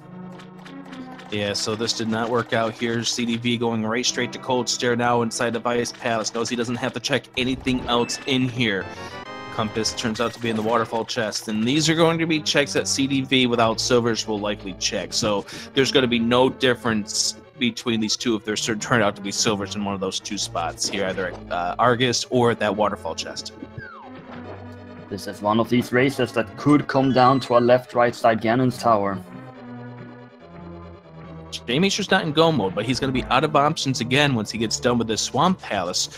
And so therefore he knows that he's going to have to go back up that mountain and go to Hookshot Cave. And then he will be on Blitz mode himself. Well, it's that or go back into Mire, which he's not going to. I really hope that jmeasher does not go back into Misery Mire. That would be an awful move to make at this point. especially considering the fact you can get 3 chests fast out of a hookshot cave as opposed to having to go all the way to Vitreous, killing him, head on over to Sahasrahla, then to get the item from him. He's already dedicated himself to not get this green pendant in the first place.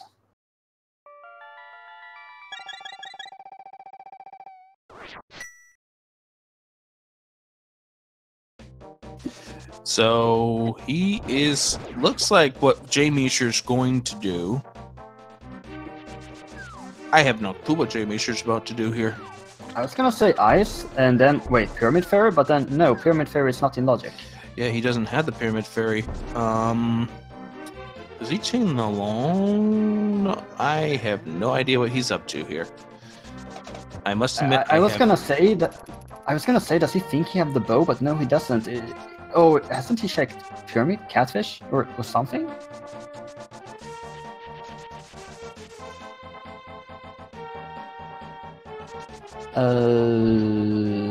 My brain is fried. jmeasher did pop into the pod, did see the big key out of that first chest, knows he's gonna have to go right hand side.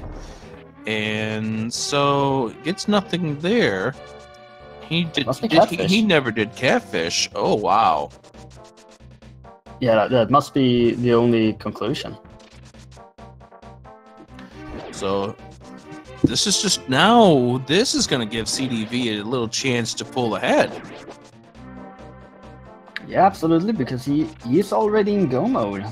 He's already in go mode, and he's already finished off 2 crystals at this point, as opposed to jmeasher only doing the swamp. It's still not an easy fight for SeedyV. It's down to 5.5 hearts. Yeah, he's got to be careful of his health. The death would be extremely bad to take at this point. This is not where you want to die. And jmeasher's probably going to do Zora next. Somebody pointed out in chat, he has not purchased the Zora item, so he's going to get this piece of heart. Thinking, did I leave the bow behind after so long? Well, it makes sense to go check Catfish into Zora, but you know it's not the right plan. Look at that coaster fight. Wow. He almost got free, and that scared me, because if Cold Stare comes undone like that, he's taking hits, and he doesn't have a lot of health in order to take those hits, but he's able to finish off with the Cold Stare fight. He's got Swamp to go to next, and then he's up to Ganon's Tower. jmeasher's got to get up to that mountain now. He's got to get into Hookshot Cave. That's where he's going. Is it too little? Too late?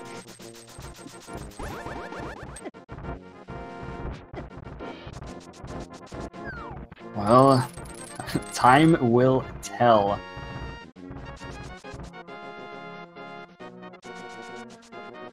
This is going to be a quick trip into Swamp for SeedyV, but jmeasher will have his go mode item in just a minute.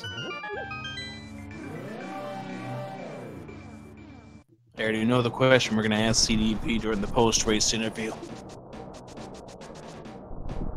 And what do you think about Thieves Town? Yeah.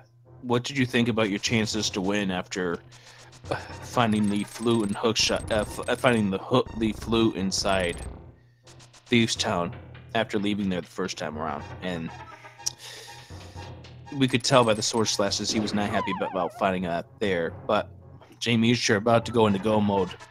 And he's already finished off Swamp. He's got to go back into Ice. He's got to go back into Eastern. Then he's off to Death Mountain as well. Eastern's a fast trip. Ice can be a fast trip, too, but he's probably going to be a little nervous about the Cold Stare fight. But Seedy's just going to go right straight to Argus, so he's probably going to have about a 2-minute lead over jmeasher at this point. jmeasher's going to check this final chest that SeedyV did not, but it was not Silver's. I was going to say, if that turned out to be Silver Arrows, that would have been a huge find there for jmeasher. Finding Silvers over Seedy would make this a closer race. Yeah, being able to do Ganon so much faster will be able to make up a lot of time on that. jmeasher fluting to the wrong spot, wanted to go to 8. Yeah, both of these runners are on edge at this point. They're on edge. They know double dips are costing them. They've got to worry at this point. Where is their opponent? What is going on here?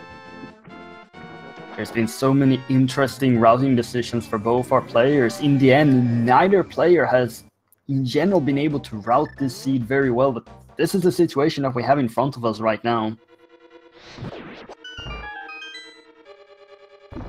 And this is where those nerves, if you can calm yourself down and get this taken care of, it'll determine whether or not you can pull away with the win. So we do see SeedyV checking these two chests. They're not out of the way. These are the checks that we were thinking he may end up checking in the first place, because of the fact that he's still hoping to maybe find silver arrows to make the end fight even easier, despite having the gold sword. Yeah, silver arrows just ends up saving so much time, even if you already have this gold sword. If you just look back at the routing this seed, players have been forced to make a lot of gambles. All 3 pendant dungeons have in general been gambles, and then the Swamp Palace gamble, and then this full clear Turtle Rock, not really a gamble, but in some situations can still be considered one. It's been very difficult to route this seed. Oh, he's going for the quick kills here. Look at this. This is he knowing how to operate the Argus fight for the first cycles there. Doesn't get him 1 cycle, but hoping to get him on before he goes to the second cycle. Here we go, switching on over the Fire Rod. Not really all that required. jmeasher trying to do the bomb jump and doesn't get it. A little too low that time.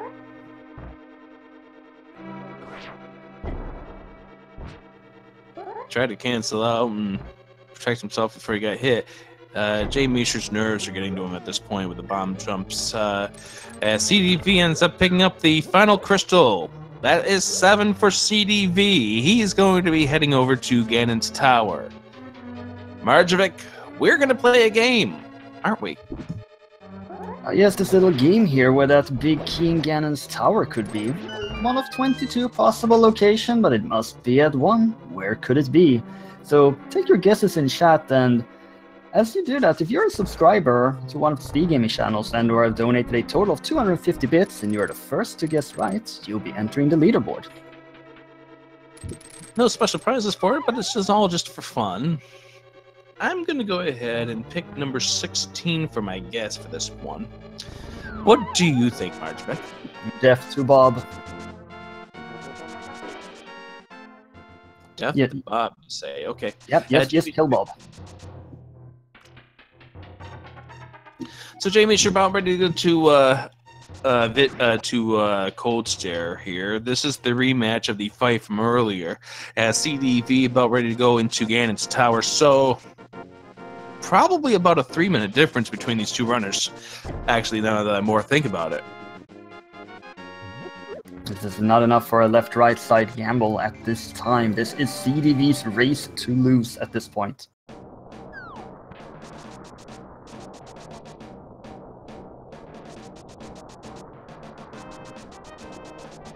And jmeasher puts Cold Stare in the corner, takes care of him this time around. Probably wish he could have done that maybe about, what, 40 minutes ago at this stage.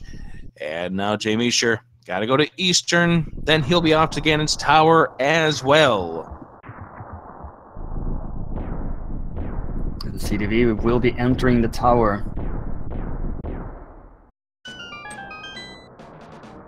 Okay, so SeedyV, let's see which direction he heads into first. Opts to go to the right-hand side where there's the first 2 chests. So, Marjovic, what do we have in chests 1 and 2? I think we've already seen what's in chest number 1 and 2. Never mind, goodbye.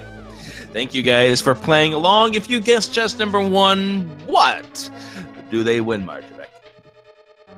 I guess they win a nice laughter.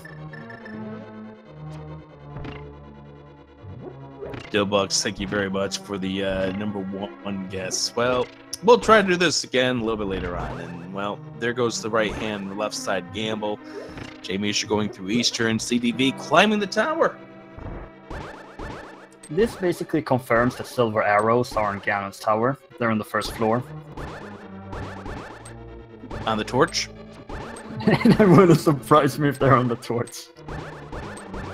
SeedyV is not getting the mimics to work properly here. It's just a case where he's just got to keep swinging to get them to move over, but just needs to get that one figured out.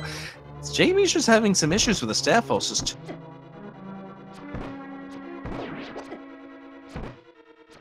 It's just the seed has gotten into their head at this point.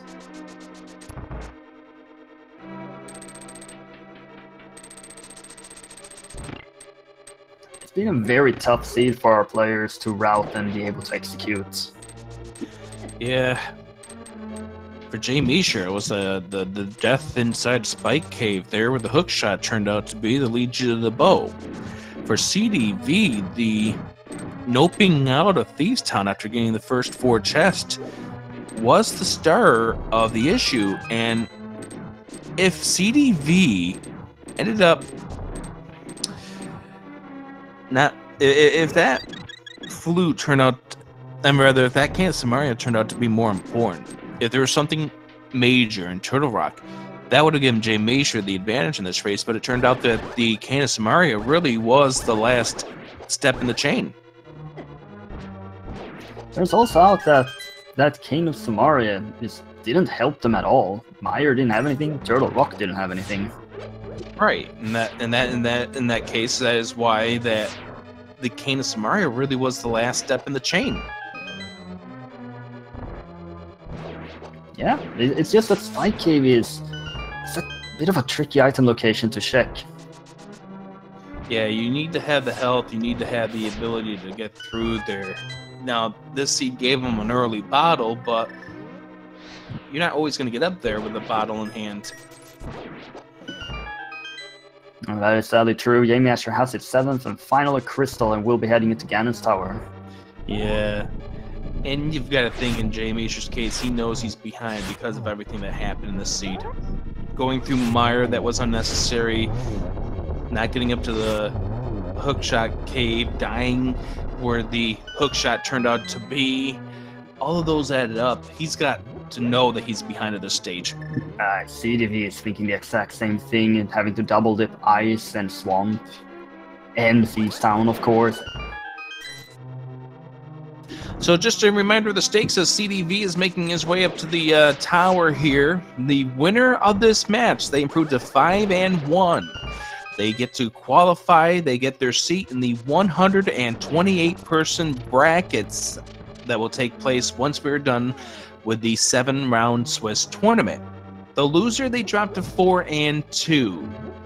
And they're going to be part of that big dogfight for the final bracket spots in week 7. It takes 5 wins to qualify for brackets. There will be a tiebreaker in place for the 4 and 3s based on your opponent's records. But you don't want to leave it to that chance. You want to qualify based on your gameplay. Indeed. And even then, just taking a loss in a 4-2 situation to go to the 4-3 tiebreaker, you're not going to feel very good after that.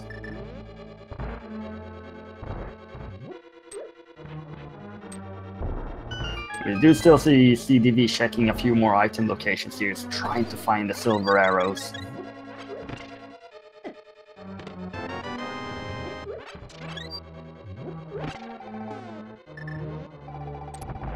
He's fully equipped in terms of hearts and magic moving into Ganon, but it is important to get that torch glitch if you do not have silver arrows. Yeah, especially since we don't have half magic either. Oh yes, where can that half magic be? Oh, it's not there. That's a piece of heart. So we're going to find out from Ganon where the silver arrows turn out to be. If it turns out to be Light World, the only place I could think of is Ahashrala. Yeah, I believe every single other location have been checked in the Light World. And that piece of heart didn't even give a full heart at this point. Very disappointing.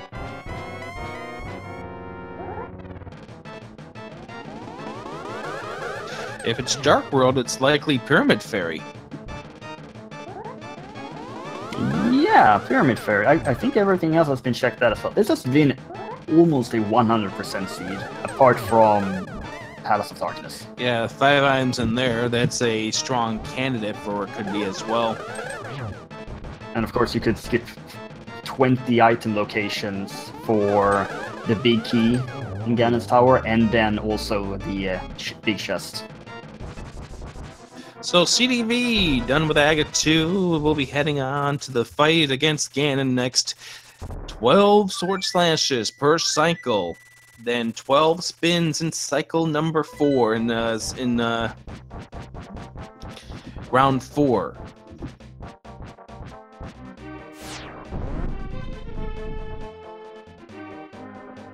He's gonna have to play this very carefully in phase 2 to not take too much damage from those firebirds that things fire.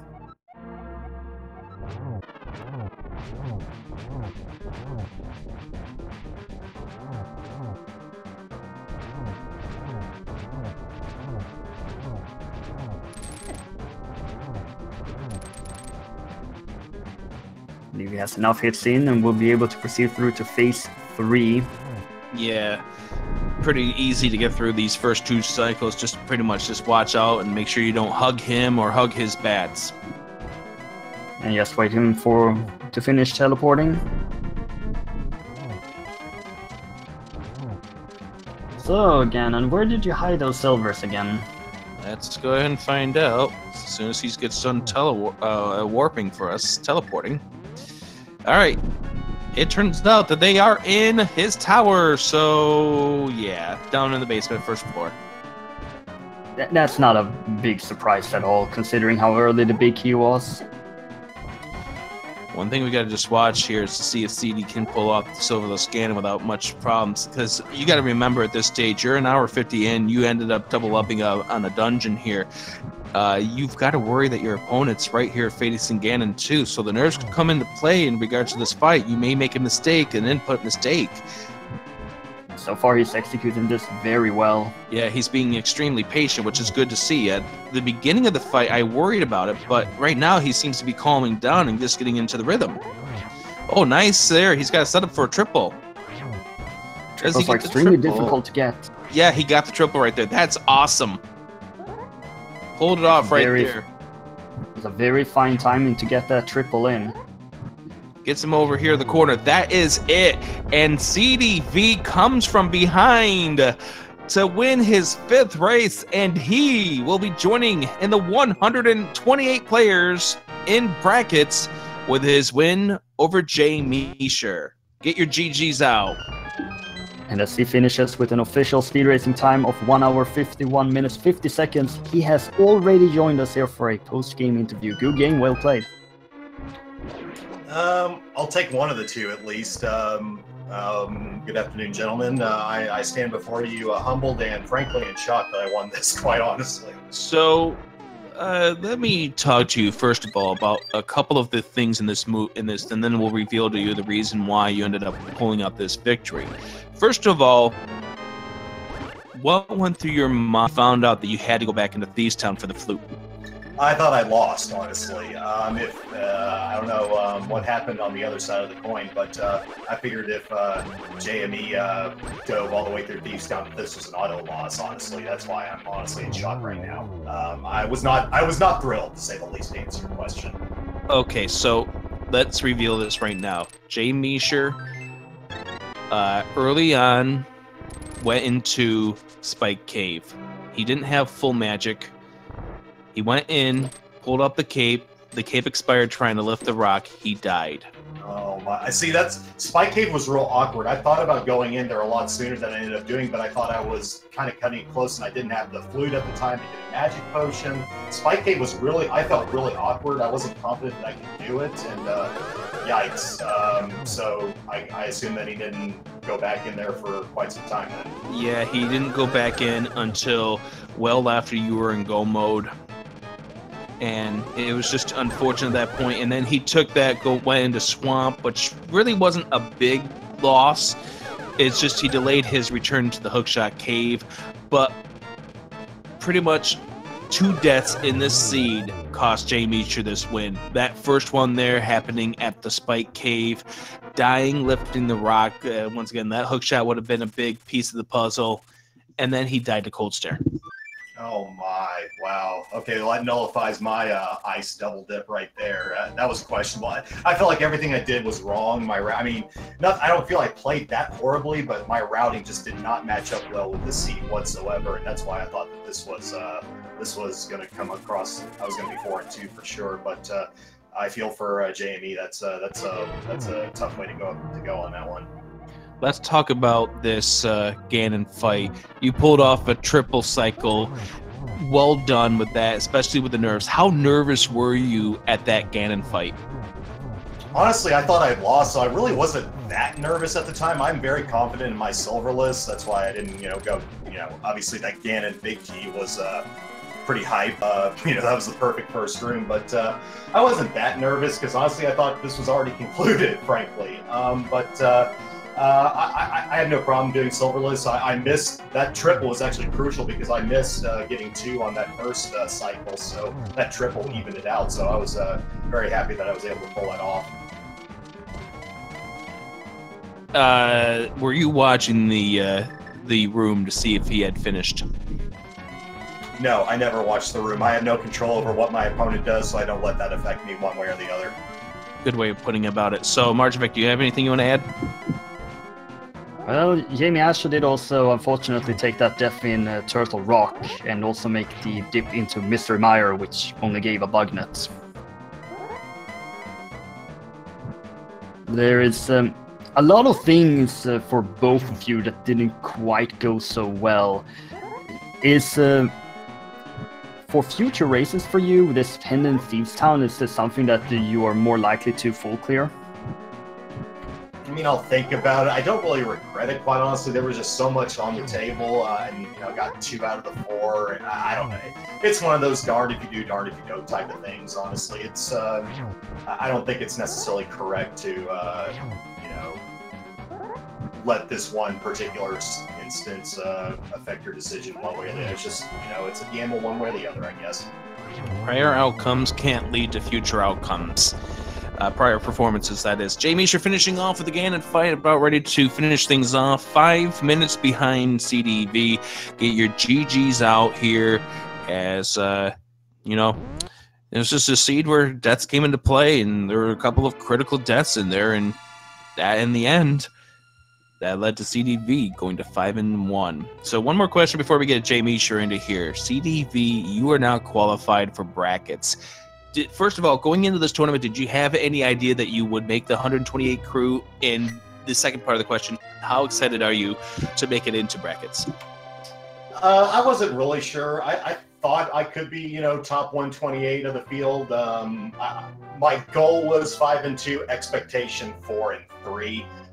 Losing week 1 to Genya kind of soured any optimistic hopes, but I didn't think I would roll off 5 in a row like I have here. So I'm thrilled at that, and frankly, I'm thrilled to be able to not have to worry an extra week of another match to make it into the brackets. So yeah, I'm quite pleased at myself right now, I must say.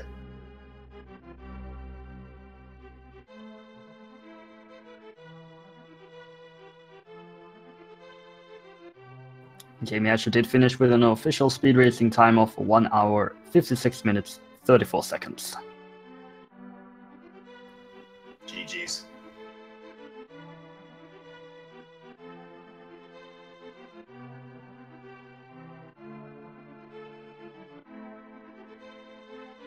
And welcome in, jmeasher, to the conversation.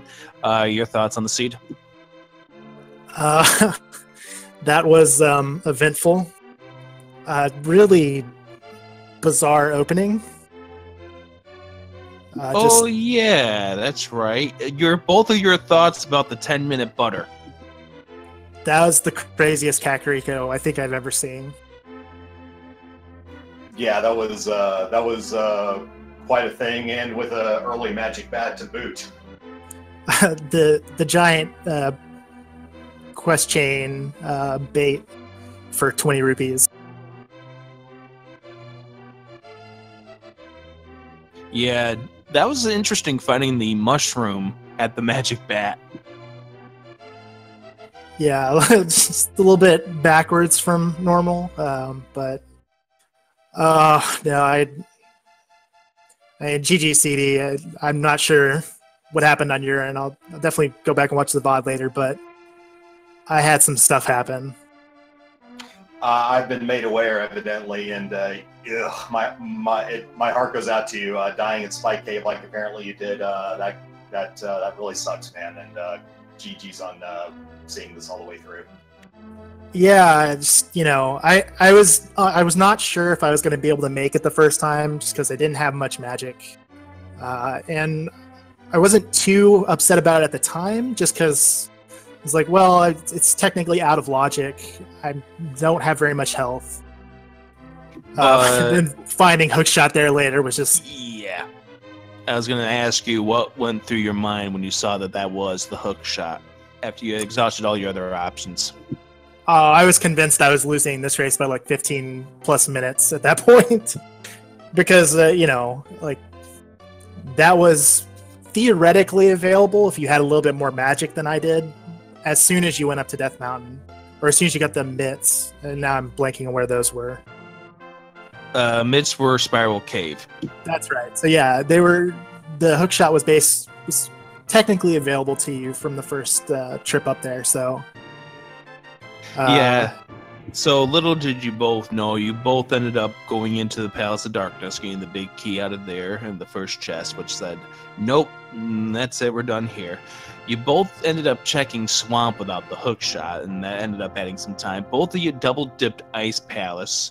Unfortunately for jmeasher, it was for the wrong reasons when Cold Stare gave you the how do you do when he got out of formation.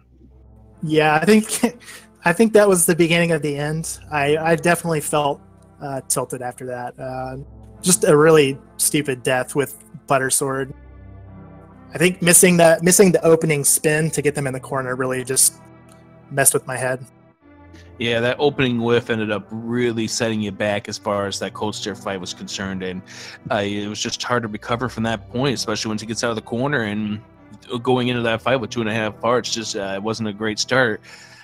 So we started off with a hammer. We got a sword by the time we left Hyrule Castle. We had Butter Sword by the time we left Kakariko Village.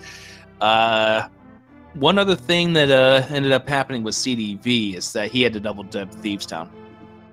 Oh, really? You did the first 4? Yep, did the first 4. The flute turned out to be required for the Can Samaria. Yeah, I didn't even touch Village of Outcasts until the Cold Stare death. And then the Turtle Rock death, that might be the dumbest death I've ever had in Randomizer, period. You did delay Village of Outcasts for a very long time. What made you decide to do that? Well, at that point, I had no magic, so I couldn't go back into Ice Palace and finish it off.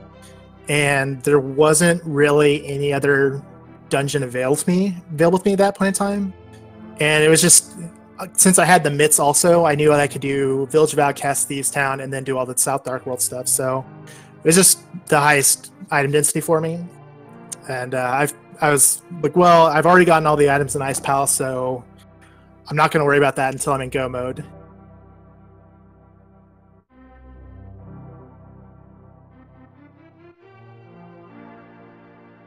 Yeah, this was one of those fun matches here. Fun from a viewer standpoint, probably not fun for you two with the controller in the hand. The scene was at least for me anyway. It sounds like we did some really varying routing choices. I'll be very curious to watch this later today potentially, but yeah, I was feeling okay about it up until I gave Landmo a stay of execution, puzzlingly. But yeah, going without bow, hookshot, and flute for as long, that was just incredibly awkward for me at least, and it just did not let up until seemingly the very end when all became at once, it felt like. Yeah, I was going to ask you about that in regards to the Lamos and Desert. What made you put it off? Were you maybe thinking to double that up with Meyer, only to find out that Meyer was green pendant? Just poor play on. I had it in my mind that, you know, oh, I didn't have a fire source going in, so I'm gonna, you know, do what I can and go to Agana and move on to other plays. And I, you know, failed to realize that, oh yeah, one of those 2 items was a fire source. So, yeah. How about that? I nearly left. I was, after I got the, I nearly left desert. I like briefly, I think, hit select to pull the save and quit menu. And I was like, well, no, I'll just check the last item, the big chest, see if there's an item there. And lo and behold, there's a fire rod in there, because of course. So I was a little bit lucky on that front. And in the end, jmeasher opened only one more chest. Yeah, I really wish I didn't have those deaths. The one to Cold Stare was bad, but the one in Turtle Rock really just, I don't even know what was going through my head. Like, that's the second time in as many seeds I've had that bomb bounce off the wall like that. Yeah.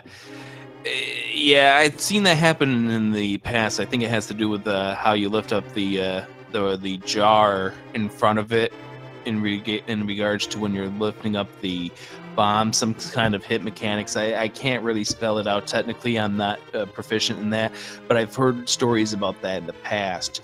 But we do know that one chest you opened up that CD didn't. It was that final chest in the hookshot cave.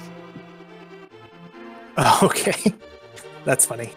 It wasn't. I hope it wasn't Silver's, because that was the one thing I was like, oh god, if that was Silver's, Nope. I'm gonna hate myself. Okay, good. Yeah, we know. Obviously, it was in Ganon's Tower. He said so. Yeah. Yeah, it was in Ganon's Tower, which pretty much was the basement because you guys checked all the ones up heading upstairs. Yeah, I'm guessing you also got the big key first. Yep, that was the one saving grace of the seed. And as far as that death, it's where I think I always just make sure to hold down and push against the jar and then throw. It always sticks at that point. So, that death is that must have been really brutal, man. I feel for you on that. Yeah, it was. I mean, it's just complete loss of sanity at that point, because I was already tilted off the Cold Stare death and just, I don't even know why. I should have just placed the bomb at the wall and taken the bomb hit. Kept turning around and activating the eye lasers. Yeah, and then at that point it was all done and over with because those things were not going to stop firing at that point. So you dropped the 4 and 2, which means next week you're in that dogfight for some of the final spots into brackets. Your thoughts going into week number 7 rather? I mean, as awesome as it would be to make brackets, everything from here on out is gravy. Like I was telling C last night after the nightly race, I was not expecting to be 4-1 at this point, or even 4-2 at this point. So, like, if I get in, awesome. If not, I had a great time doing it. It's a lot of fun. Well, good luck to both of you guys next week. SeedyV playing for. See if he can't get the win number 6, but no stress for the win. And jmeasher trying to make it into brackets, unless you face me. Thank you guys for commentating, and thanks to the restreamers, thanks to the trackers. I guess Iceman's doing the tracking today. Yeah, thank you all you guys for putting this together. Absolutely. So let's wish both of our runners good luck next week. jmeasher, SeedyV. Anything you want to add, Marjovic? Well, you know, we always do like ourselves some more Link to the Past randomizers, so if you're looking for that, we do have some more matches for you. Right now over on Speed Gaming 4, we have Osipone versus Sisters of Cube, and a little bit later today at 3 p.m. Eastern Time, Dragon Strike 1988 versus Fat Homie 666 on Speed Gaming 4.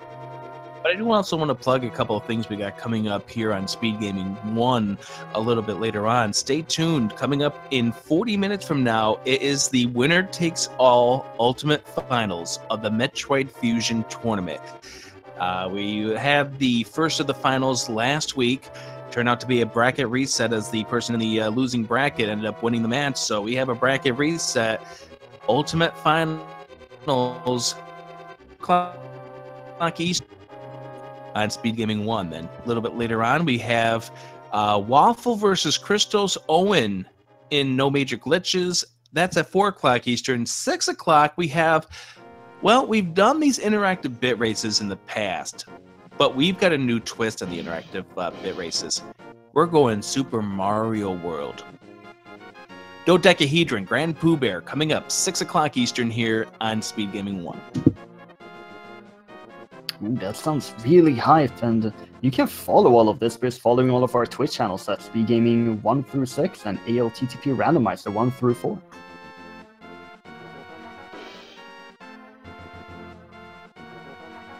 So for the crew at Speed Gaming, for Iceman F1, our tracker, for jmeasher, SeedyV, our runners, and for my partner in crime here, Marjavik, I'm Adirondack Rick, saying thank you for joining us here. SeedyV ends up winning this race, going to 5 and 1. jmeasher dropping to 4 and 2. Both of these guys, fantastic runners. Be sure to follow them. And thank you for joining us. Marjavik, you send us on out of here, won't you please? We hope to see all of you in the not-too-distant future. Have a great Saturday.